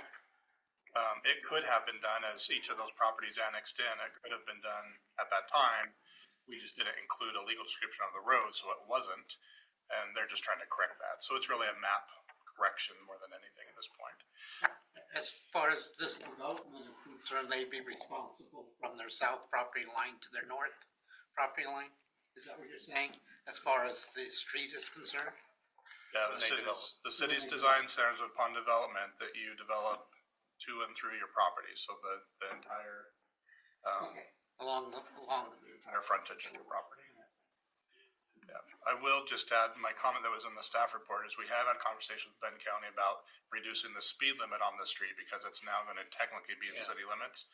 That's a conversation that we could have had anyway, but because we're addressing Ninth Street right now, we kind of threw that in as kind of an added measure to make sure that we're looking at the speed and reducing speed in that section. So along those lines, how far northbound on the road would that new speed, is the county indicated how far they want? Right now, we're just talking about the portion being annexed right now. But that's, I think it's one of the major concerns that's been. but the 25-mile-an-hour speed limit is maybe at most 100 yards south of this extension of the south property line, the subject property. So we're talking 300 yards, 400 yards of roadway. Like I said, there's not, my first statement, there's not a lot of benefit. Yeah. Other than it's a map cleanup, and we're gonna make sure that we do post the sign a little bit closer, which means you gotta speed zone reduced ahead sign that's gonna, be in front of that. But again, I don't wanna oversell that. It's really, there's not a lot of benefit. It's a map improvement, or map correction even. So this topic is definitely not part of what we're doing tonight, but it's something I've wondered about for a long time because I have an extra grind about several county roads inside of city limits. And boy, I'd love to talk about that in the future. Gary, Yes. when I was mayor, Round Off topic. that road, we requested they improve it Yeah, way back then. yeah. And No, we're, so that and I guess I am, editorializing, the street Chapel Drive was, so the trucks could run across there, but, and not ruin it any more than they were. Yeah. So, which are trucks that they don't even have to let ride on it. and the county has an open ditch within feet of the highway in the very center of downtown Philomath. Maybe we could send them a clip of this recording. Add it to their collection. Okay. Add it to their collection. So All right, back to way off 9th topic. Street, though, there is a comment here that says future development will likely trigger transportation improvements, including but not limited to shoulder widening, sidewalks, and lighting. So, yes, of course, all of the code requires the frontage of the property on 9th Street. But there was also comments, I believe they're written in here, from the property extending south along 9th Street to the existing sidewalk, which is maybe 100 feet. At the southern property line is the sidewalk right now. There's some there, but I mean, after that, there's no sidewalk on all of 9th Street, all the way down to almost Pioneer. So it'll be like. And that's the whole annexation portion. So my question is, if this was to remain R2, would those developments be triggered all the way to Pioneer that's being annexed? Or would they only be the frontage? Compared to if it was approved at R3, would those improvements extend across the whole street, not just the 3/4, all the way to, about Pioneer? I feel like you're asking a hypothetical that I don't have data to support. I mean, the traffic needs analysis is gonna dictate what improvements are needed. We don't have a traffic needs analysis because we don't have a development. So at full build out of an R3, is it more likely that more off-street improvements are going to take place? Absolutely. Is it less likely that R2 is going to require additional off-street improvements? Absolutely. But I can't tell you what extent, because I don't know the extent of the development. But it would be unprecedented for them to have to improve everything down to Pioneer. Look at Chapel. That never would happen. Not on 1.99 acres. And knowing the extent of that to R3, I would say not to Pioneer. Not to either. Pioneer, right. I mean, the staff report now addresses the fact that you need to connect to the current sidewalk system, which is south of the property. And it goes down, it doesn't go 9th Street, but it does go Quail Glen, and Quail Glen goes all the way over and down 11th Street now. And so you can get to the park and you can get down to Main Street through 11th. So there's nothing in the code that says you have to make the most direct connection all the way to and through and everywhere pedestrian connectivity. It's that there's gotta be connectivity to the existing sidewalk system. And that's the same standard we hold to any development too. We look for additional walkways to the school, we look for additional walkways to and towards the parks, but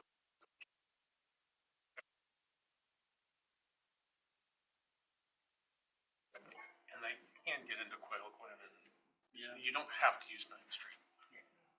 Yes.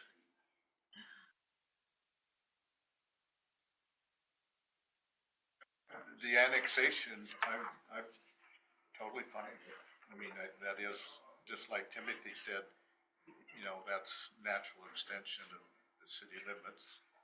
They do have to build to and through, including water lines, sewer lines, just, and improving the streets, so it does, for that part, would make it different, or better when you have a development. And that's not gonna happen without being annexed. Other than the need for us to all go visit Benton County, is there any thoughts against annexation? Which of the findings of fact would we need to include?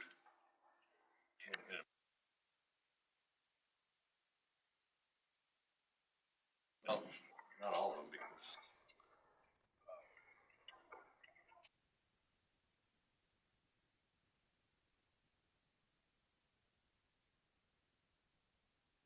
Well, the recommended motion just says adopt the findings of fact, and the findings of fact would naturally be connected with those addressing annexation as opposed to those addressing zone change. right. I mean, the finding of fact two that ends with, however, an application's been submitted to change the zoning to high-density residential R3. I mean, by acknowledging that's a fact, they submitted an application, but by adopting those findings of fact in this annexation motion, we're not jumping the gun and making a decision on the zone change. We can make Well, it. we can modify the language of the motion here and make that statement. With a recommendation. Yes, you could adopt the findings of fact as modified by staff to remove the references to the R3. So move. I'll second it. Okay. Any further deliberations? Yeah, I'd like to talk about there was a question raised in opposition about the timing of the road upgrades, that they would not occur before development, and I just want to make sure that the city has. I assumed that was in reference to down to Pioneer, because Yep. everything immediately in front of that property would be a condition. Let me pause just, so there's a motion on the table and a second, so we should probably address that motion before we continue with additional deliberation. Well, but we're allowed to deliberate the motions after they're made in second. If it's deliberation pertaining Yeah. to that To specific annexation. motion. Withdraw.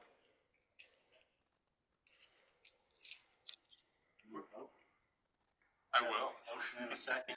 Yeah, okay. All in favor, and maybe you could restate Commissioner Barlow? The motion. Clarify the language. I so moved because I couldn't remember. Yeah. I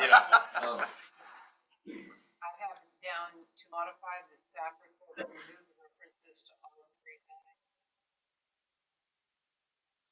Yeah, I'd move to annex, to approve the application for annexation, adopting the findings of fact as amended by removal of all references to the R3 application for high-density residential zoning in the parcel.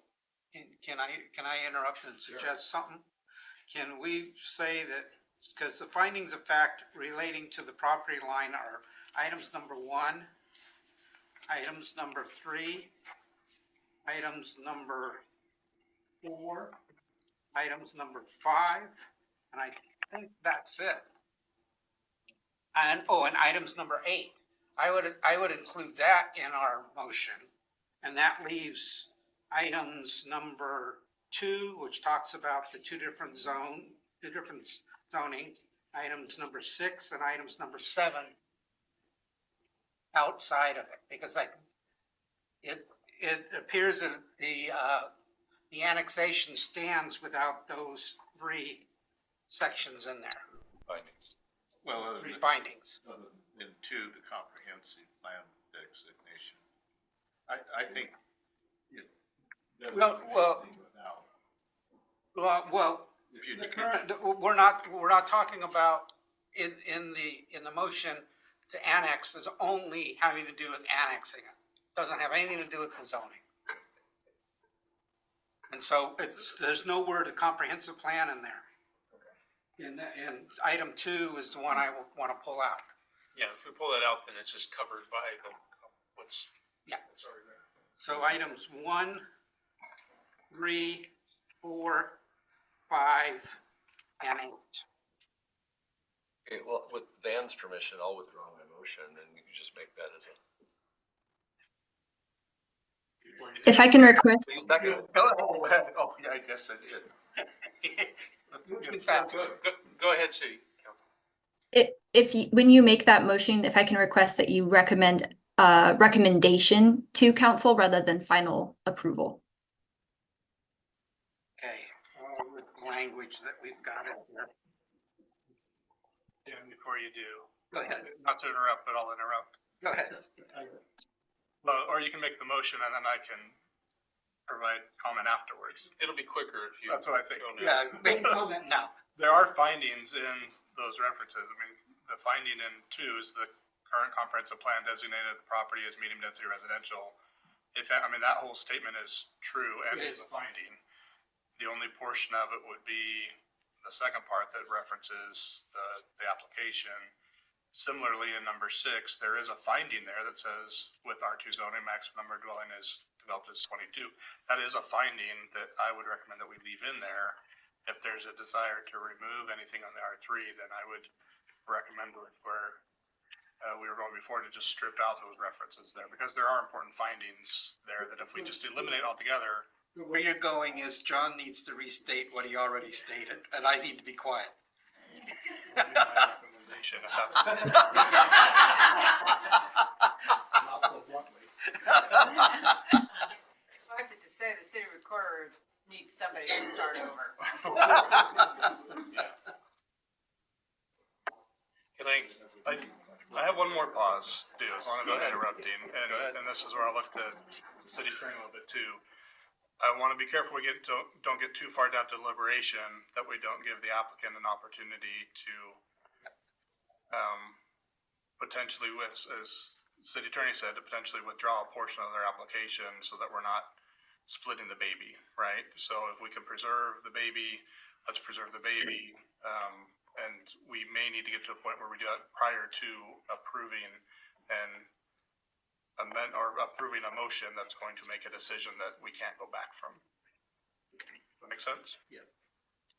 So I guess I'm saying I would encourage a little more deliberation. If we're done deliberating about annexation, maybe we have some deliberation about the zone change. Oh, yeah. And then decide how we want to proceed before we entertain a motion about the annexation.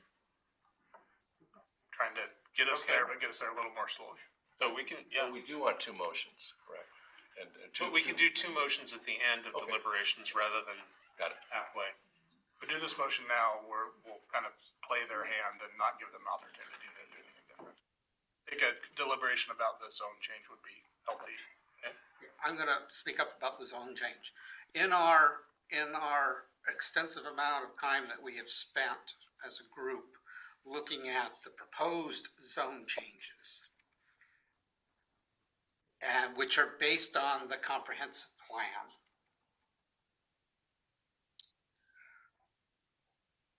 what we have been proposing in those areas is consistent with the comprehensive plan being medium density. And, you know, these documents are out there in public right now. And in order to Can I pause you right there? I've been warned that we need to do our findings, our recommendations based on code as it exists today. The comprehensive plan says medium density, and the comprehensive plan, in order to look at making something that is somewhat homogeneous with the area that's going to be around it, I have great difficulty in going to an R3 when the comprehensive plan is saying an R2. And if the basis of moving forward is the comprehensive plan, then I would want to stay with it. So I'll jump in right there and state that the comprehensive plan has, for any piece of property, the comprehensive plan has a current zoning applied to it. The application that the applicant has made is to change that zoning, and we entertain those all the time. So this is the process. So I don't think it's a valid argument to say the comprehensive plan has something different. That's why I wouldn't approve the change. Well, you're getting me in a catch-22. Right. Okay, because what I want to say, and everybody can shut me down if that's the way it is in the comprehensive plan, well, we're supposed to be looking at this as it relates to the community. The community is a direct result of the comprehensive plan. If the comprehensive plan moving forward is saying that there's properties in and around this that's either R1 or R2, and there's no other R3 anywhere within, I don't know if I'm looking at I'm looking at the new map here in front of me, but looking even at the old, no, I mean, looking at the comprehensive plan, there's nothing within a reasonable amount of distance. And I don't see putting an R3 in and around R2s and R1s. So I've been cautioned. I know, I'm trying to go around this. I don't know how else to say it. Right. Because the thing is to try to say is that this is supposed to be, we're supposed to be looking at how it impacts that community, how it impacts the adjacent community. And right now. So I think we're in much better standing to talk about how the R3 would impact the existing development in that existing area as opposed to what its zoning is or is not. I agree with that. So if we just restrict our discussion and deliberations to what's there now and how it's impacted by an R3 development, then we avoid the conflict between the current zoning map and what have been discussing potentially changing it to.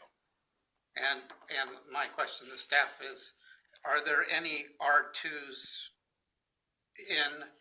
currently within 500 yards, or 500 feet or so of this property? Or is everything there single family resident? There ain't duplexes. Oh, not R2 zoning, you're saying development. I'm talking about currently developed properties that are multifamily. So the abutting properties in some distance in, are they all single family? There ain't duplexes in there?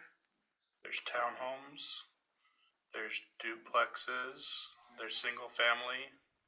I think there's a mix. And I'm going anecdotally as driving through. So Quail Glen has single family, duplex, and townhomes. And the townhomes are multiple residents on a single tax lot, or are they Townhome by individual definition tax lots? Individual tax lots, Okay. and it's a shared wall, essentially. And they're all 2 unit. I don't think there's any 3 I units. believe they're all 2 unit, I believe they're all 2 unit But they're individual tax lots.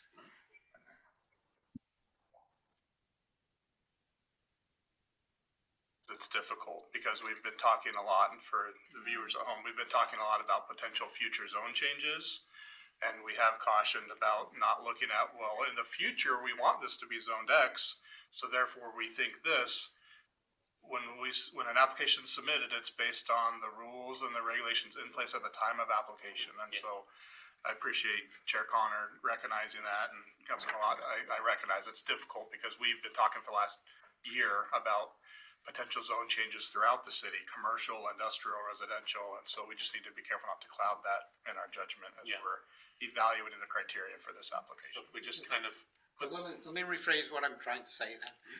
Considering the existing housing in and around this piece of property, at most is a townhouse, a semi-detached unit with each unit on a individual tax lot, coming in and putting an R3 in this location, I don't see that as being complementary. I see it as being a drastic change where we're going from generally the lowest density and taking nearly 2 acres and making it the highest density in the city and around it. I'll leave it at that. Okay. So I'm curious to hear if anybody has anything contrary to that, alternate points of view. Well, I guess I don't understand why we can't talk about what we might do. Well, we can, but we can't talk about it as justification for accepting or denying the application because the application is in regards to the current plan, not the potential future plan, because we haven't even had public hearings on that yet. So, We know the current is R2. No, the current is R3, The adjacent property is R3. but we're considering changing it to R2 because it's all R2 development existing. Oh, but you said you couldn't say that. Well, we can say that. It can't be the basis of our argument to accept or deny the application. That's why I had to finally rephrase it. I think I did it right. That's why I was trying to, it was so convoluted, and I'm sure the the people out here had no idea what we were talking about. Well, I'm sorry. no side deliberations. Well, she's got a good point. We all have to hear it. Go ahead. It is medium density residential, so if we do nothing, the current comprehensive plan dictates what zone it becomes. Which is R2. Which is R2. Yeah, I got confused for that. It straightened me out. Okay. But I can see why, in a sense, we don't talk about it because, well, everything around it is R3 right now. Well, it's zoned R3, but we Right can now. say all the development around it is more consistent with an R2 designation. That's a valid statement. Yes. Even that, the current R3 designation allows for multifamily, triplexes, duplexes.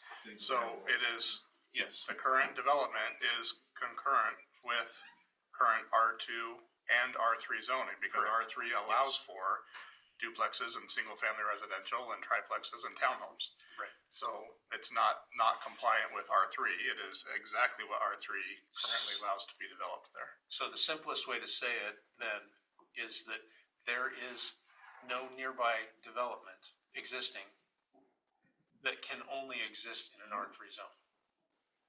Correct. That's what we've been trying to say. Can I talk about something different? Off this part of the subject. Really, the thing that concerns me if we move towards an R3 is the street. But everything that the folks have said, and if you've drove there, we all know,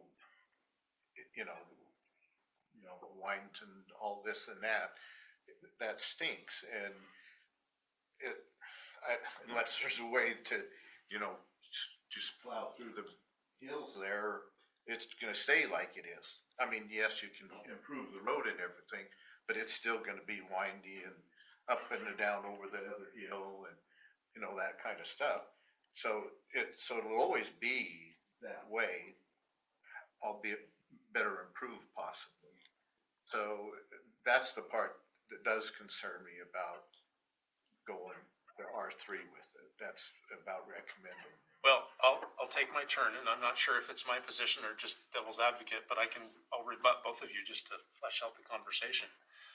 Starting with the improvements, there are absolutely ways to make any roadway safer, and there are all kinds of tools of traffic calming and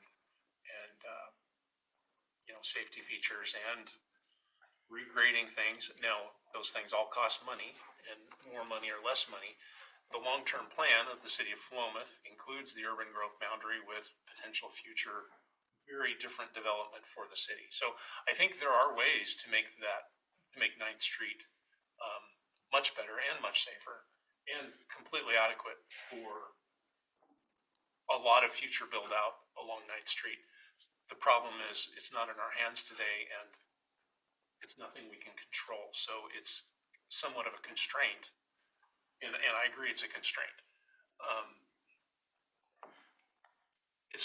But it's not an impossible thing. It's just not, if the city had lots of extra money, we could just pay for it and the county wouldn't complain. That's not the status. Yeah, I'm sure if you asked Benton County, they would be more than happy to street to the city with all of its maintenance and repair and everything else that goes with it. But So my other rebuttal is, in all the things that when we were doing the comprehensive plan update and talking a lot about the nature of zoning and neighborhoods and development, there's, in addition to looking for more areas for R3 zoning and higher density and availability of housing, there was also discussions about designing a community, and that you don't want to just take a city like Philomath and just kind of quadrant it off and say all the R1's there and all the R2's there and all the R3's here and all the commercial is here. And that there is value in overlapping and interlacing and allowing for different levels of development in somewhat of a patchwork fashion to kind of knit the community together, as opposed to having segregated districts. So not negating whether it's too abrupt or not, I just want to push back a little bit on the concept that we couldn't have a pocket of R3 zoning in a place distant from other R3 zoning. And that a lot of the people who advocate for good city development say that is something that you would do in some circumstances. So I guess I'd want you to be a little more specific. And I think you could be. I could be too. Oh, okay, let me go ahead, and, if you look at, I was gonna try to find it to pull back up the comprehensive plan, because I looked at it a little while ago. If you look at the needs of the city in the comprehensive plan, and if I remember, if I'm doing this off the top of my head, I was for between 2020 and 2040, the additional R2 residents was needing somewhere just shy of 300 was the need, in looking at that based on the comprehensive plan. And in the comprehensive plan, the requirements for R3, there was 97 that was already designated, and I'm not quite sure what that is, whether that's a current development that's already been done that has a second phase, that there's 97 of them that are going to go into there, and then there was another need of, it was less than, it was well less than 200. So, one of the statements, concerns, and I would want to voice again, is that putting R3 in this location, because of the inherent infrastructure of the type of person or persons that are going to live in it. We're trying, a good city planning is to create a walkable city. And we've spent a lot of time in the last year or so talking about all the issues that come into play with that. And the automobile, I'm going to totally flip now from where I've been before, but the automobile, you want to minimize the use of the automobile. And so ideally, moving forward for the city, having R3 in an area that does actually have public transportation. There's no public transportation going out 9th Street. The Philomath bus loops around on College, Main, and Applegate, and that's where it loops. And so now we are taking where we have a requirement, we have basically a double the requirement in the 2020 to the 2040 for R2 than we have for R3. And this is isolated, we're isolating the R3. We're not having it on a public transportation. And I think we are going to create more of a challenge by doing that. I mean, I understand the owner's interest in getting the best value for their dollar. There's no question that an R3 development is going to a piece of property is going to have more value than an R2. I understand that, but putting that aside, I think it's in the best interest of the city, based on those items, that it would not be an R3, it would be an R2. Yes, and so if you were to do a hypothetical, you would suggest that converting other properties closer to those public transportation lines to R3 would make more sense for long-term city planning. If we're talking about what's good for long-term city planning, I would say yes. As we have been discussing. As we have been discussing. Hypothetically. Hypothetically. Okay. Does anybody have any other thoughts around, the zoning change from R2 to R3 as applied? Any of the discussions that's been had, everybody had a chance to say? So we'd like to know what they're thinking, the ones that haven't. Have you even said what you really think? No, my job as chair is to really try not to do that. I get to vote. Except when you're advocating a rebuttal. Well, no, No, he rebutted well. He did a good well, I rebuttal. did. You've got it both ways there. Yeah, no, He did I his job. forced him to hone his argument, Yeah. tighten it up and Just give him some time. sharpen it. That'll work.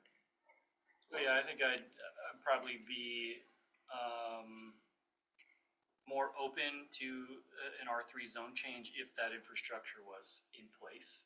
I think it's majorly lacking infrastructure for pedestrians and automobile traffic. So, and yeah, there's major safety concerns around that, especially since, now with the understanding that in R3 development of the suggested size in the application would not drive any upgrades for the rest of 9th Street to get pedestrian or street traffic to a major collector. Well, I don't. Yeah, it might drive some, but not everything we would want to see. Considering the site limitations with the easement and wetlands and all that, I don't think it could get to that hypothetically. So yeah, I'm inclined to not really see the benefit of an R3.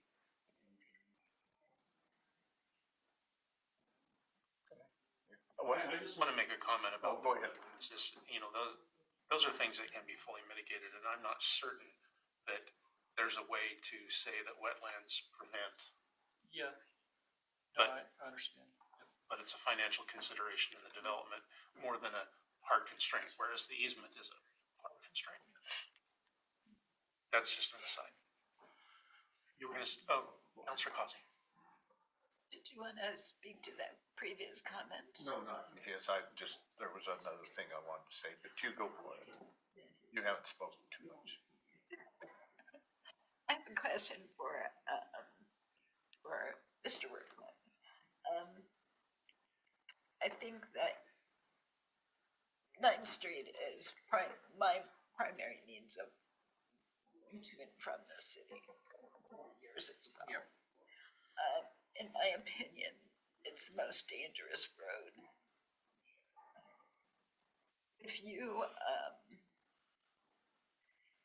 are following a garbage truck, you have no alternative but to stop and let him pick up the cans, move forward, stop, let him pick up the cans until you get out to where it's straight.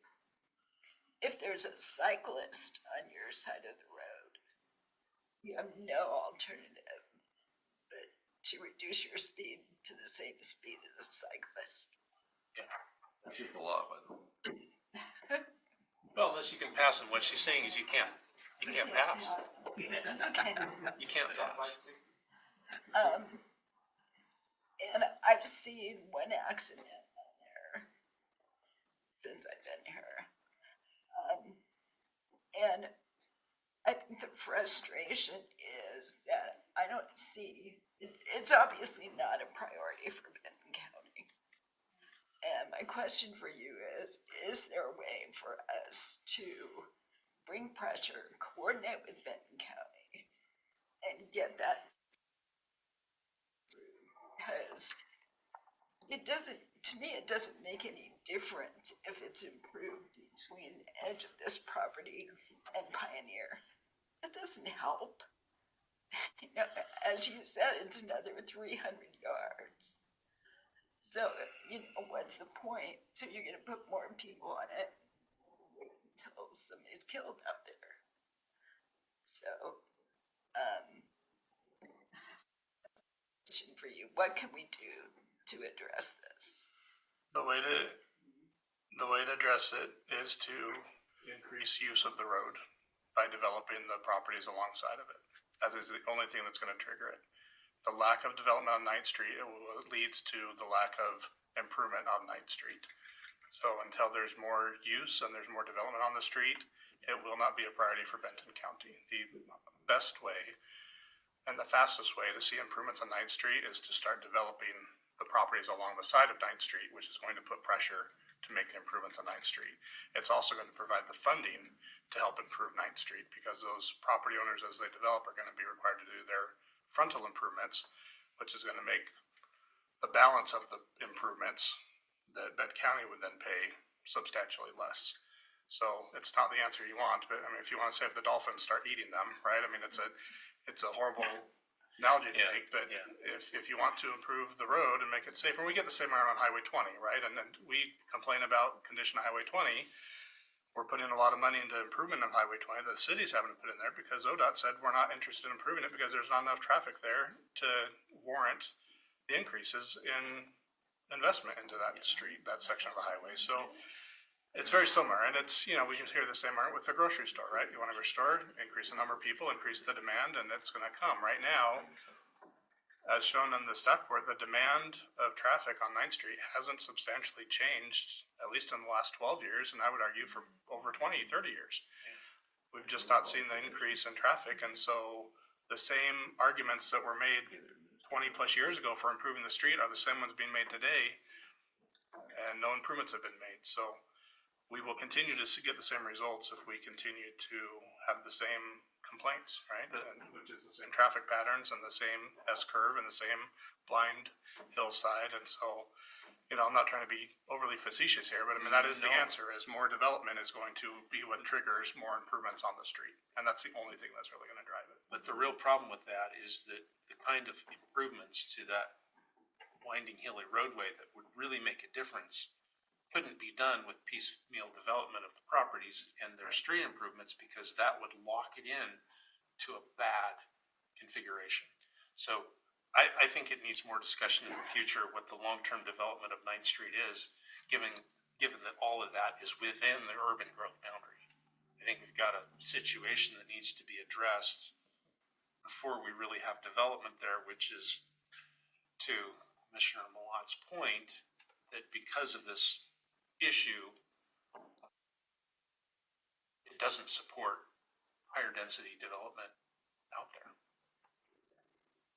And so I just want to pause a little bit and say that this is the role of the Planning Commission.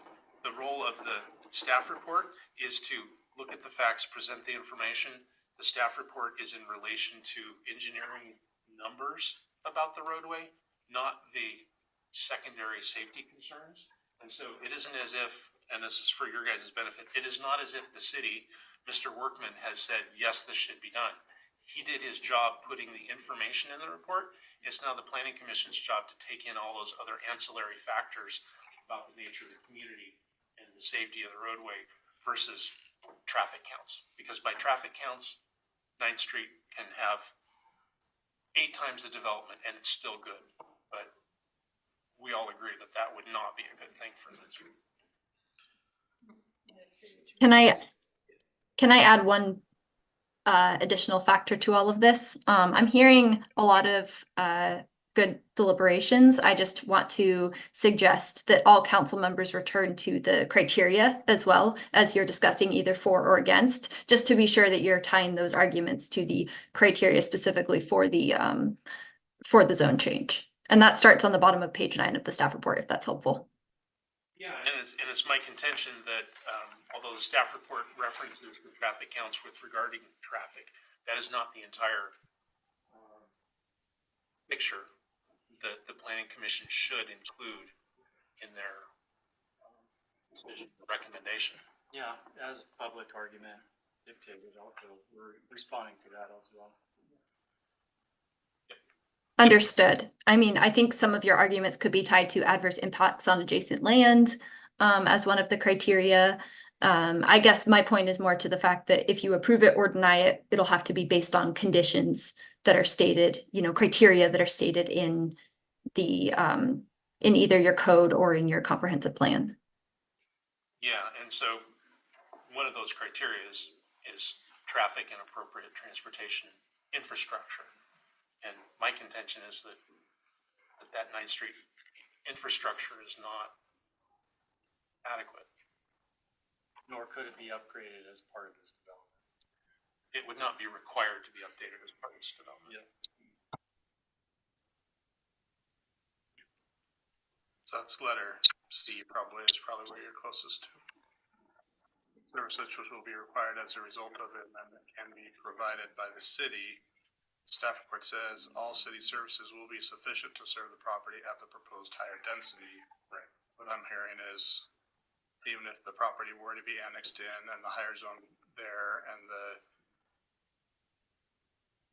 and improve along the frontage, that we would still see deficiencies in the transportation system that the city's providing in its current state, even if the development were to happen. Right. Not to Is that just to restate what I've been hearing. 3D, did you say? Requirement. C. 3C. No, 1C. 1C. Yeah. So, but it's also adverse impacts on adjacent land. Yes. Yes. It's that, you know, in future full build out, you could have zoning that transitions to something else as you move further away from the downtown core. There's lots of principles about developing secondary, what the word is, centers of walking neighborhoods that have stores and parks and even have educational facilities and everything that are secondary cores. But right now that area is not going that direction, and the services aren't there to go that direction. Yeah, I'm gonna make another, I wanna make a comment on 1E. Where, conformance with the applicable statewide goals. I heard that, I think that Chris's statement that either an R2 or an R3 meets that criteria, so that's really not a discriminator.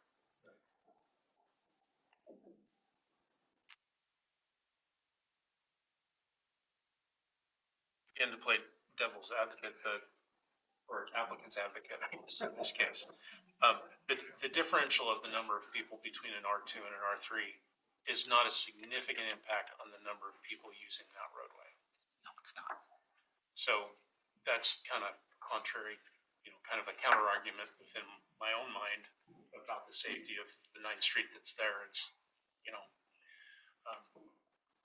so I think just personally, it comes down more to where do we want the R3 to be in the city of Philomath, and as Commissioner Blott made the case earlier, there's better places in the city for the R3 zone. And I think, I mean, while it's not listed here, I'm sure if I go back to the comprehensive plan, there's something in there, there's some language in there about quality of life and quality of the neighborhood. And it is not, it's not listed, at least I can't interpret in any of these criteria that that's been included out of the comprehensive plan. And I think that's important. That if that's in the comprehensive plan, it should have been a piece of criteria that was here.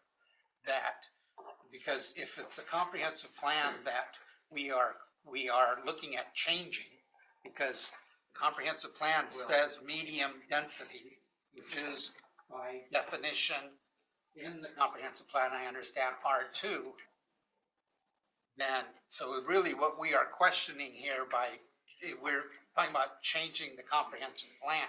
I think we need to look at also some of the preambles of the comprehensive plan as it relates to what its intent was. Well, the comprehensive plan, knowing all of that pretty well, because I was here when we I understand that, and I wasn't. There was a lot of, there are a tremendous number of contradictory goals.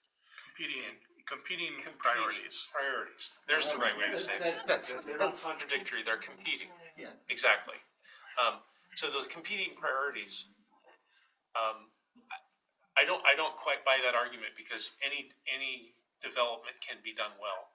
And I do like the idea of not having all the R3 altogether. I'm totally for in principle having a small patch of R3, but I think as the planning commission, we could evaluate the plan details of a small patch of R3 differently than a large patch of R3. And so I think there's a way to do R3 in this sort of a neighborhood adjacent to an R2, adjacent to an R1, that is done well and appropriately and is a benefit to the city, to all the residents. So I don't quite agree with your argument on that, but I do, in this particular case,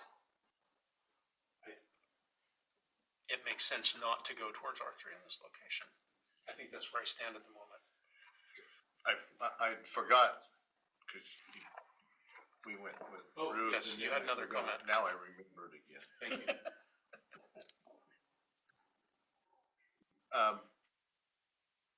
One of the reasons or I guess another reason I'm concerned about it, I mentioned the street, but when on annexation, they're just kind of doing a theoretical project, or they're showing us a kind of a theoretical project. Both applications are theoretical. Yeah, well, yeah, that's true, yeah.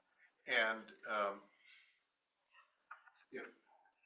if we went ahead and annexed the property, and they knew what things are, moving forward now, then it could be possible that, well, maybe they still might want to do something like free, but they would do something that would be designed and engineered and all that, or at least to some degree, more so than now, that it might be something that, if I looked at it again, it would make it more possible to me, or not. It may not, but that's where I'm at. So that's partly where I don't have enough information. Yeah, once a lot is in the city of Philomath, if it's zoned R2, an application could be made with a specific development zone change, correct? Yes. And the change in zone would be predicated on that exact development? If they made them contingent. If they made them contingent. So the answer to your question is yes. Or your statement? Yeah. Your statement.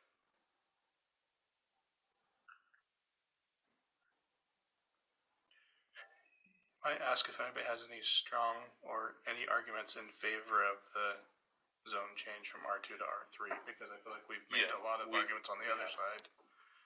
And if there are arguments in favor of it, those would be good to get on the table as well.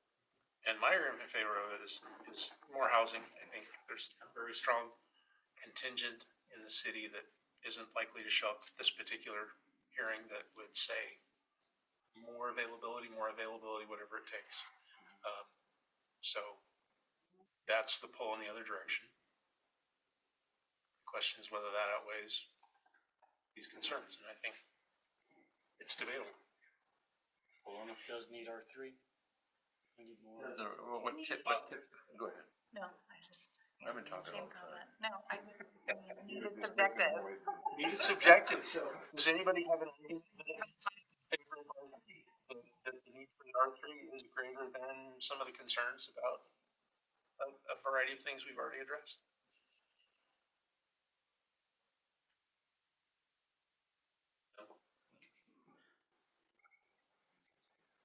Commissioner Green, yeah. Good, yeah. It's hard to vote on an R3 without knowing the environmental impact and where the buffer zone will be, and there's no information as far as what it would do to the environment, so And specifically I don't feel like I have enough information. specifically addressing Yeah. driveway entrances and all those sorts of issues. So many. that I would be very interested in seeing, regardless from the development or what type, whether it's R2 or R3. I think that'll be a point of discussion. So, what I'm I'm hearing is that it would make sense for someone to make a motion to accept the findings of fact, except for the specific ones that we don't agree with, and approve annexation. And this is an excellent time for our city council to speak. Thank you. Well, before we take that step, do we want to offer the applicant to the option to voluntarily withdraw their zone change application, or we can proceed simply with, if what I'm hearing is that we're going towards the direction of denying the zone change piece, we could simply deny that piece and move forward, and maybe not adopt any of the express statements in the staff report regarding one being predicated on the other.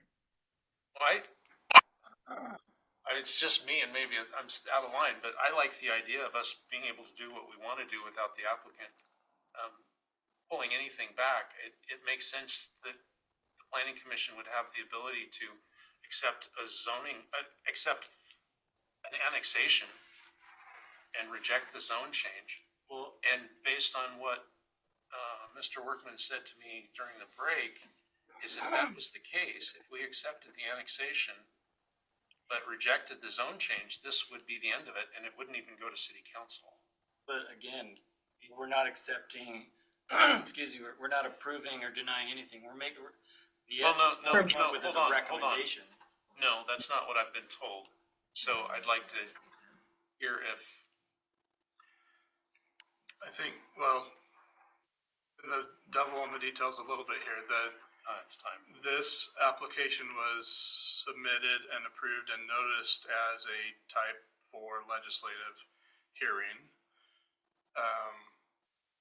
which meant all the proper notifications went out. Type 4 legislative, I mean, there's no conflicts of interest, there's no declared bias, that those things don't happen because it's legislative, right? It affects everybody equally. Part of the staff report review that came from the new city attorney was that many annexations, when they're brought by individual property owners, aren't really a type 4 legislative, they're a type 3 quasi-judicial, and should be handled very similar to like a subdivision or a large apartment complex, and that they're site-specific, and so they're quasi-judicial hearings are type 3, and they're done at the planning commission level only. They only go to the city council if there's an appeal of that decision. And so between city attorney and planning official, we've been trying to cover both bases of legislative process, which is how it got notified, and how the hearings were set up, and making sure that we're also legally covering the basis of the type 3, which is why we added language about bias and conflict of interest and all those things that we've altered there. So we're trying to cover all of our bases, which has added a little bit of confusion. So I fully admit that. But going forward, and I'll look to Ashley and I'll try to speak slowly so she has time to think about it. I think the question is, is there an opportunity here where this doesn't go on to the city council in any regard, or are we essentially set to take something to the city council because it's been noticed as a legislative proceedings and we're going to follow that proceeding schedule? I think the legally safest route would be to still take it to council. If you had a good argument for wanting to just make it here in one meeting, I could hear that, but I think the legally safest route would just be to proceed as it's been noticed. I like legally safest route. Personally. So then we're just making a recommendation. Yes. On both applicants. Yeah, you would approve the findings or modify the findings and approve them as modified, and make a final recommendation to city council, the annexation, and on the zone change. And the motion should right. What Ashley's saying is if the applicant chooses to retract the application for the zone change, then we'd just be looking at annexation of the property that would be approved by this body or not, but approved by this body and then sent forward as a recommendation. Well, that would be recommended to the city council. Future date. We can amend that process, potentially have that conversation at a future date, but I think we should follow that process until we've updated your code. But even if we reject it, wouldn't it still go to city council if they could approve it? The annexation part does. Both, not both?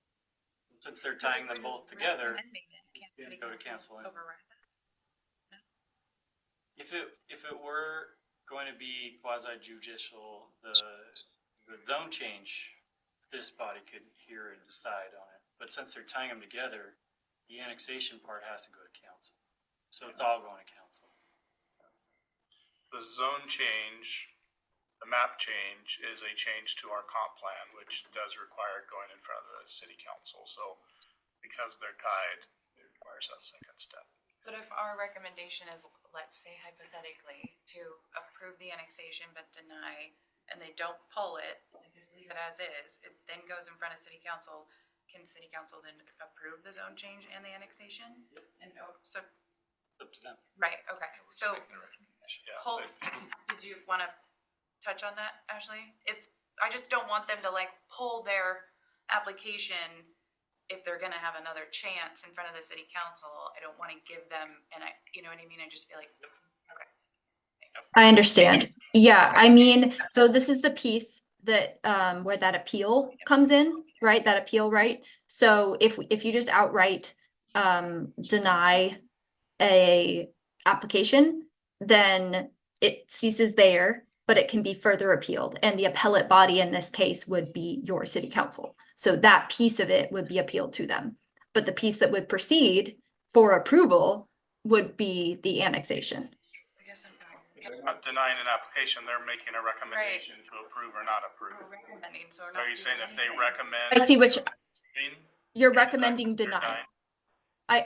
I apologize. I apologize. You're correct. You would be recommending denial of the zone change and you'd be recommending approval of the annexation. Apologies.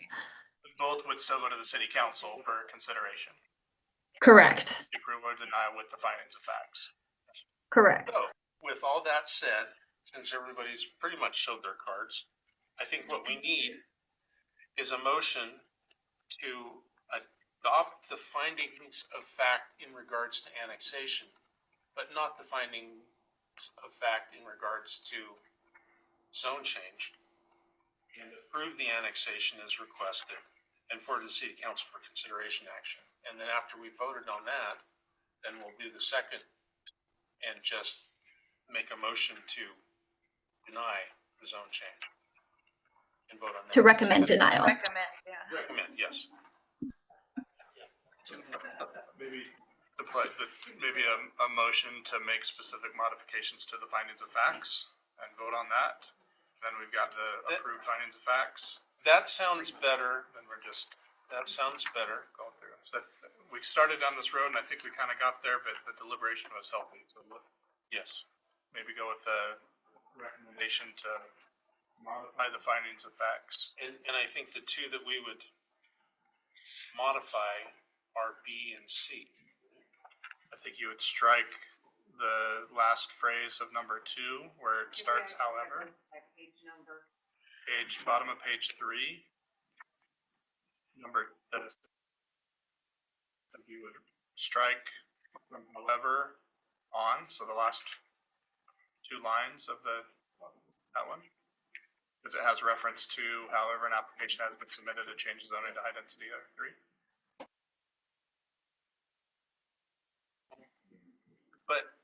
But do we have to strike that since it's a fact that they applied?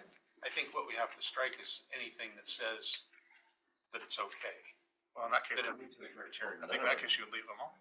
You're just looking for which of these findings is contrary to the, Well, we were talking about the C and D. Are those not findings? Those are, I think you want to add a finding. no, it's a criteria. Criteria, yeah, it's the findings of fact. So the findings of fact are all fact. Yeah. Whether we're using them or not. So we should just be able modify to. number 8 is what we're doing. It's on the back page, so I didn't see it. Number 8 reads, city facility, on top of page 4, city facilities, street, sewer, storm, and water are located along 9th Street will need to be extended into and throughout the property at the time of development. I would add to that, even something to the effect of, if the section of 9th Street adjacent to the property is developed, 9th Street will still be deficient and not be able to service the property in the surrounding area.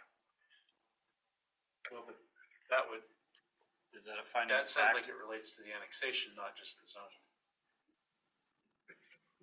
Is that a finding of fact That would though? be if the zone change will, yeah, I mean, you're splitting hairs, right, between R3 and R2 because the number is so small, but you're still saying that's the distinction. But this is a submittal criteria analysis. So I question the need of the motion to talk about the findings of fact only. We can adopt the findings of fact and then deny it because of some of the analysis, right? Yeah. Yeah, but you should add a finding that, we really should have a finding in there that is contrary to the application. Right. And I think we focused in on,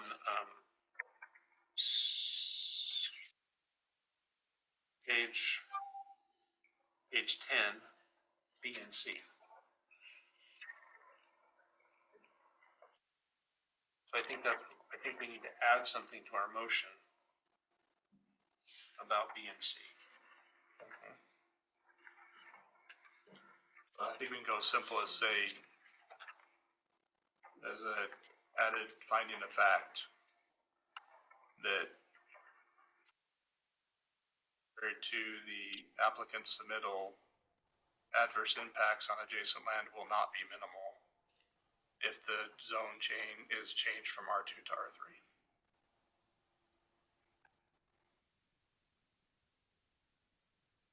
So then the question would be, would we leave it at that? Or would we also add something about the deficiency of 9th Street to support higher density? And the deficiency of 9th Street being a contrary finding, contrary to developing at higher levels of density. Is that necessary, or? And I would lean towards keeping it a little more open, because if you go further, now you're having to provide some factual basis why the R2 and the R3 are distinct. And Yeah. I've been very clear, we really don't know those differences other than the number of trips per day. Both of which you could argue, if the street's not safe and won't be safer even upon full development of that section of street, or development of the street, or improvement of the street, that would be required by maximum highest density development of the property, you're still gonna have the safety concerns. And those safety concerns are increased with the higher density than they are at the R2 density. I think that's where you go, but I think you start getting too specific maybe for a denial of a increase from R2 to R3. I would keep more general to say it's not going to, that the adverse impacts will not be minimal. So my apologies for being difficult, but I'm concerned about making a statement that the reason that we're denying this is because it's adjacent to some different type development that's currently R3, or that it's adjacent to something outside of city limits that is, it doesn't seem like, I mean, personally, it's not the biggest reason. Can I direct your attention to criteria A, potentially? Yeah. At the bottom of page 9? Yes.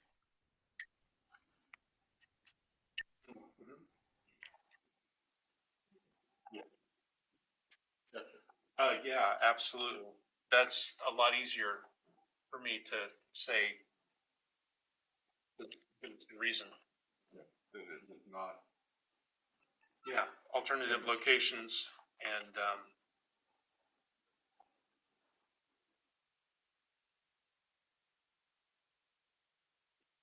we do not feel that it is more appropriate.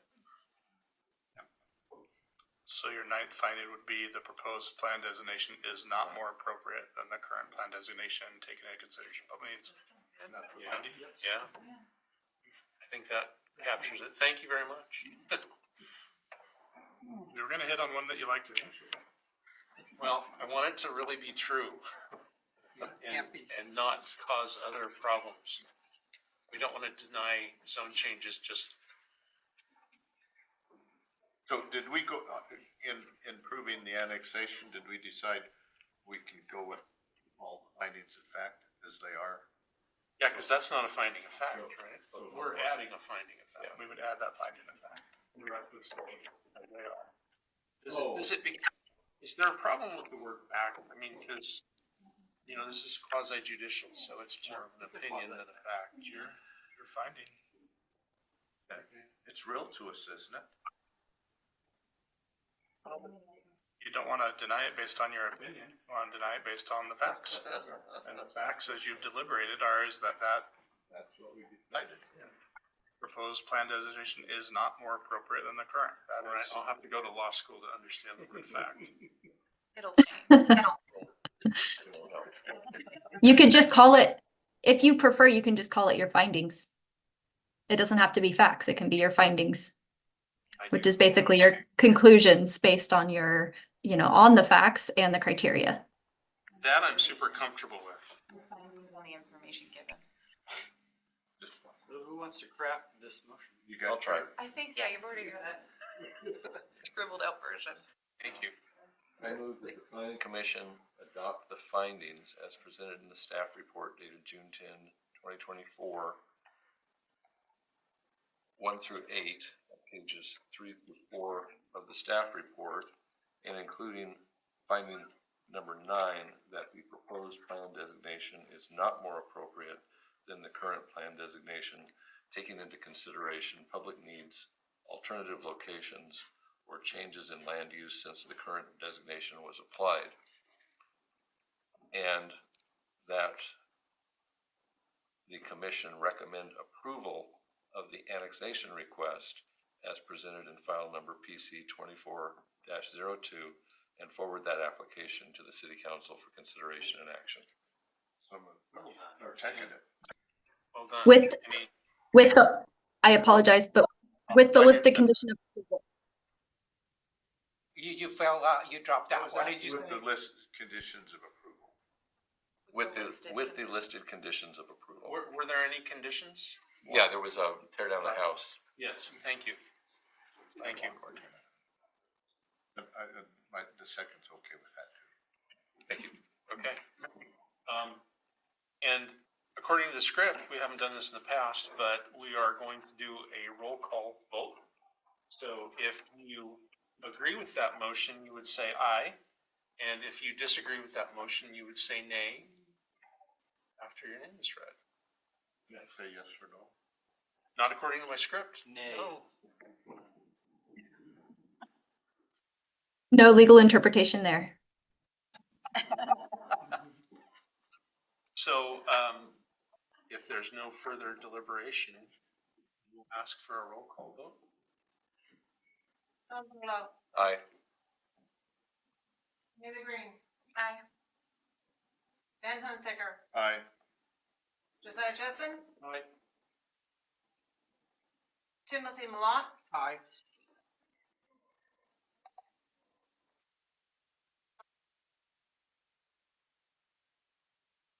Okay.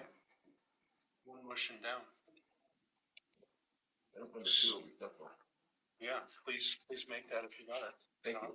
I move that the planning commission deny the zone change request as presented in file number PC 24-03 and forward the application. Excuse me. I move that the planning commission recommend denial of the zone change request as presented in file number PC 24-03 and forward the application to the city council for consideration and action. Second. And then I have a question, is that adequate, city attorney, to not, since the first motion included the justification and the addition of that one finding? Is there any need to reference that new finding again in the second motion? No need, you've already adopted it. But I would still do roll call. Yes. So the motion is made and second to deny the zone change. And can we have another roll call? John Barlow, Aye. Haley Green, Aye. Chris Baker, Aye. Josiah Jessen, Aye. Timothy Malott, Aye. and Gary Donner. Aye. And I do hope you've got those written down in a lovely script to hand over to you. Good recording. I can give you my Yeah. notes. Yeah. Even in shorthand. They'll show your work.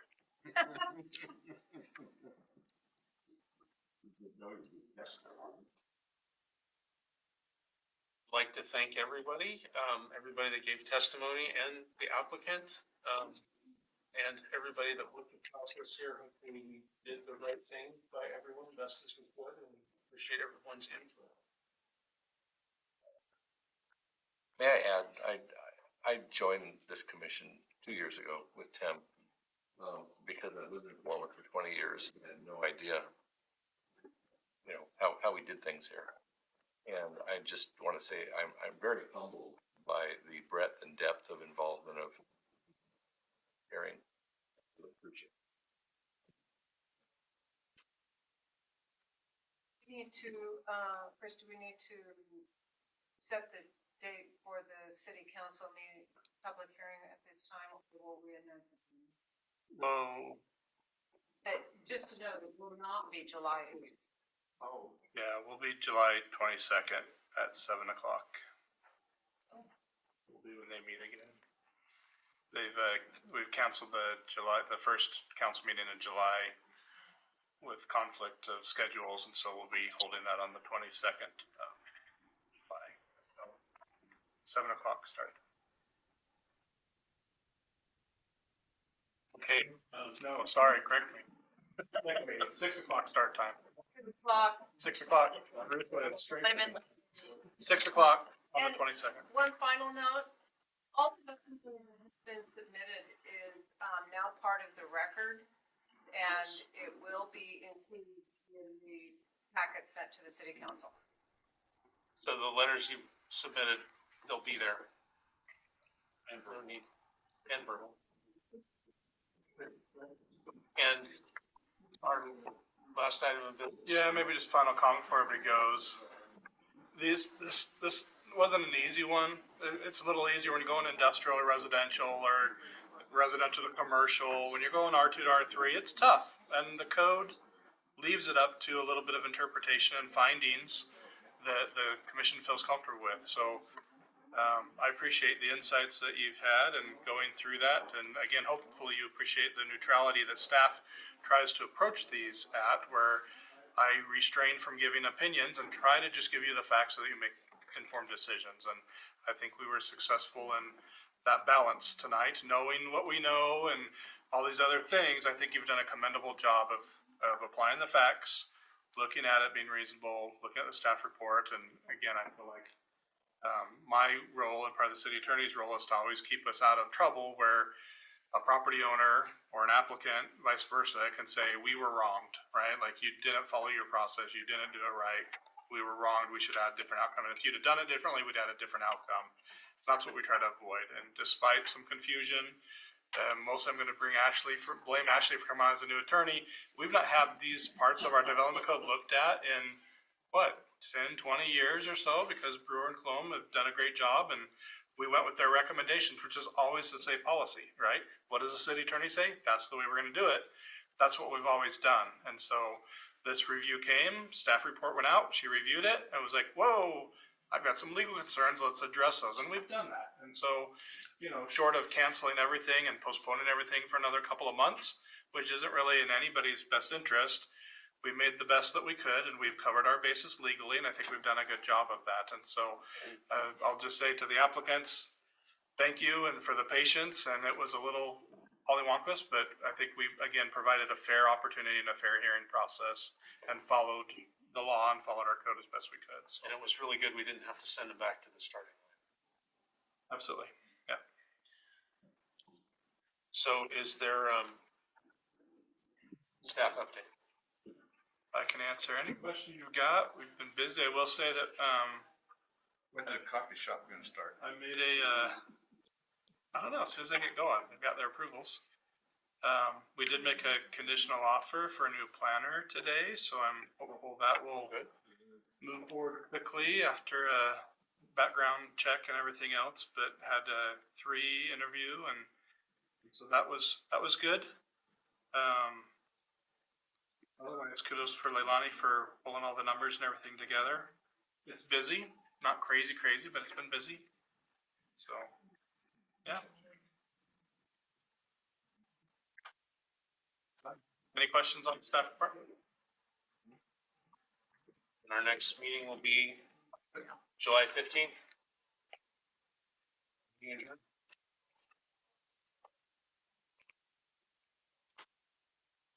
Ashley? Thank you. Thank you all. I appreciate your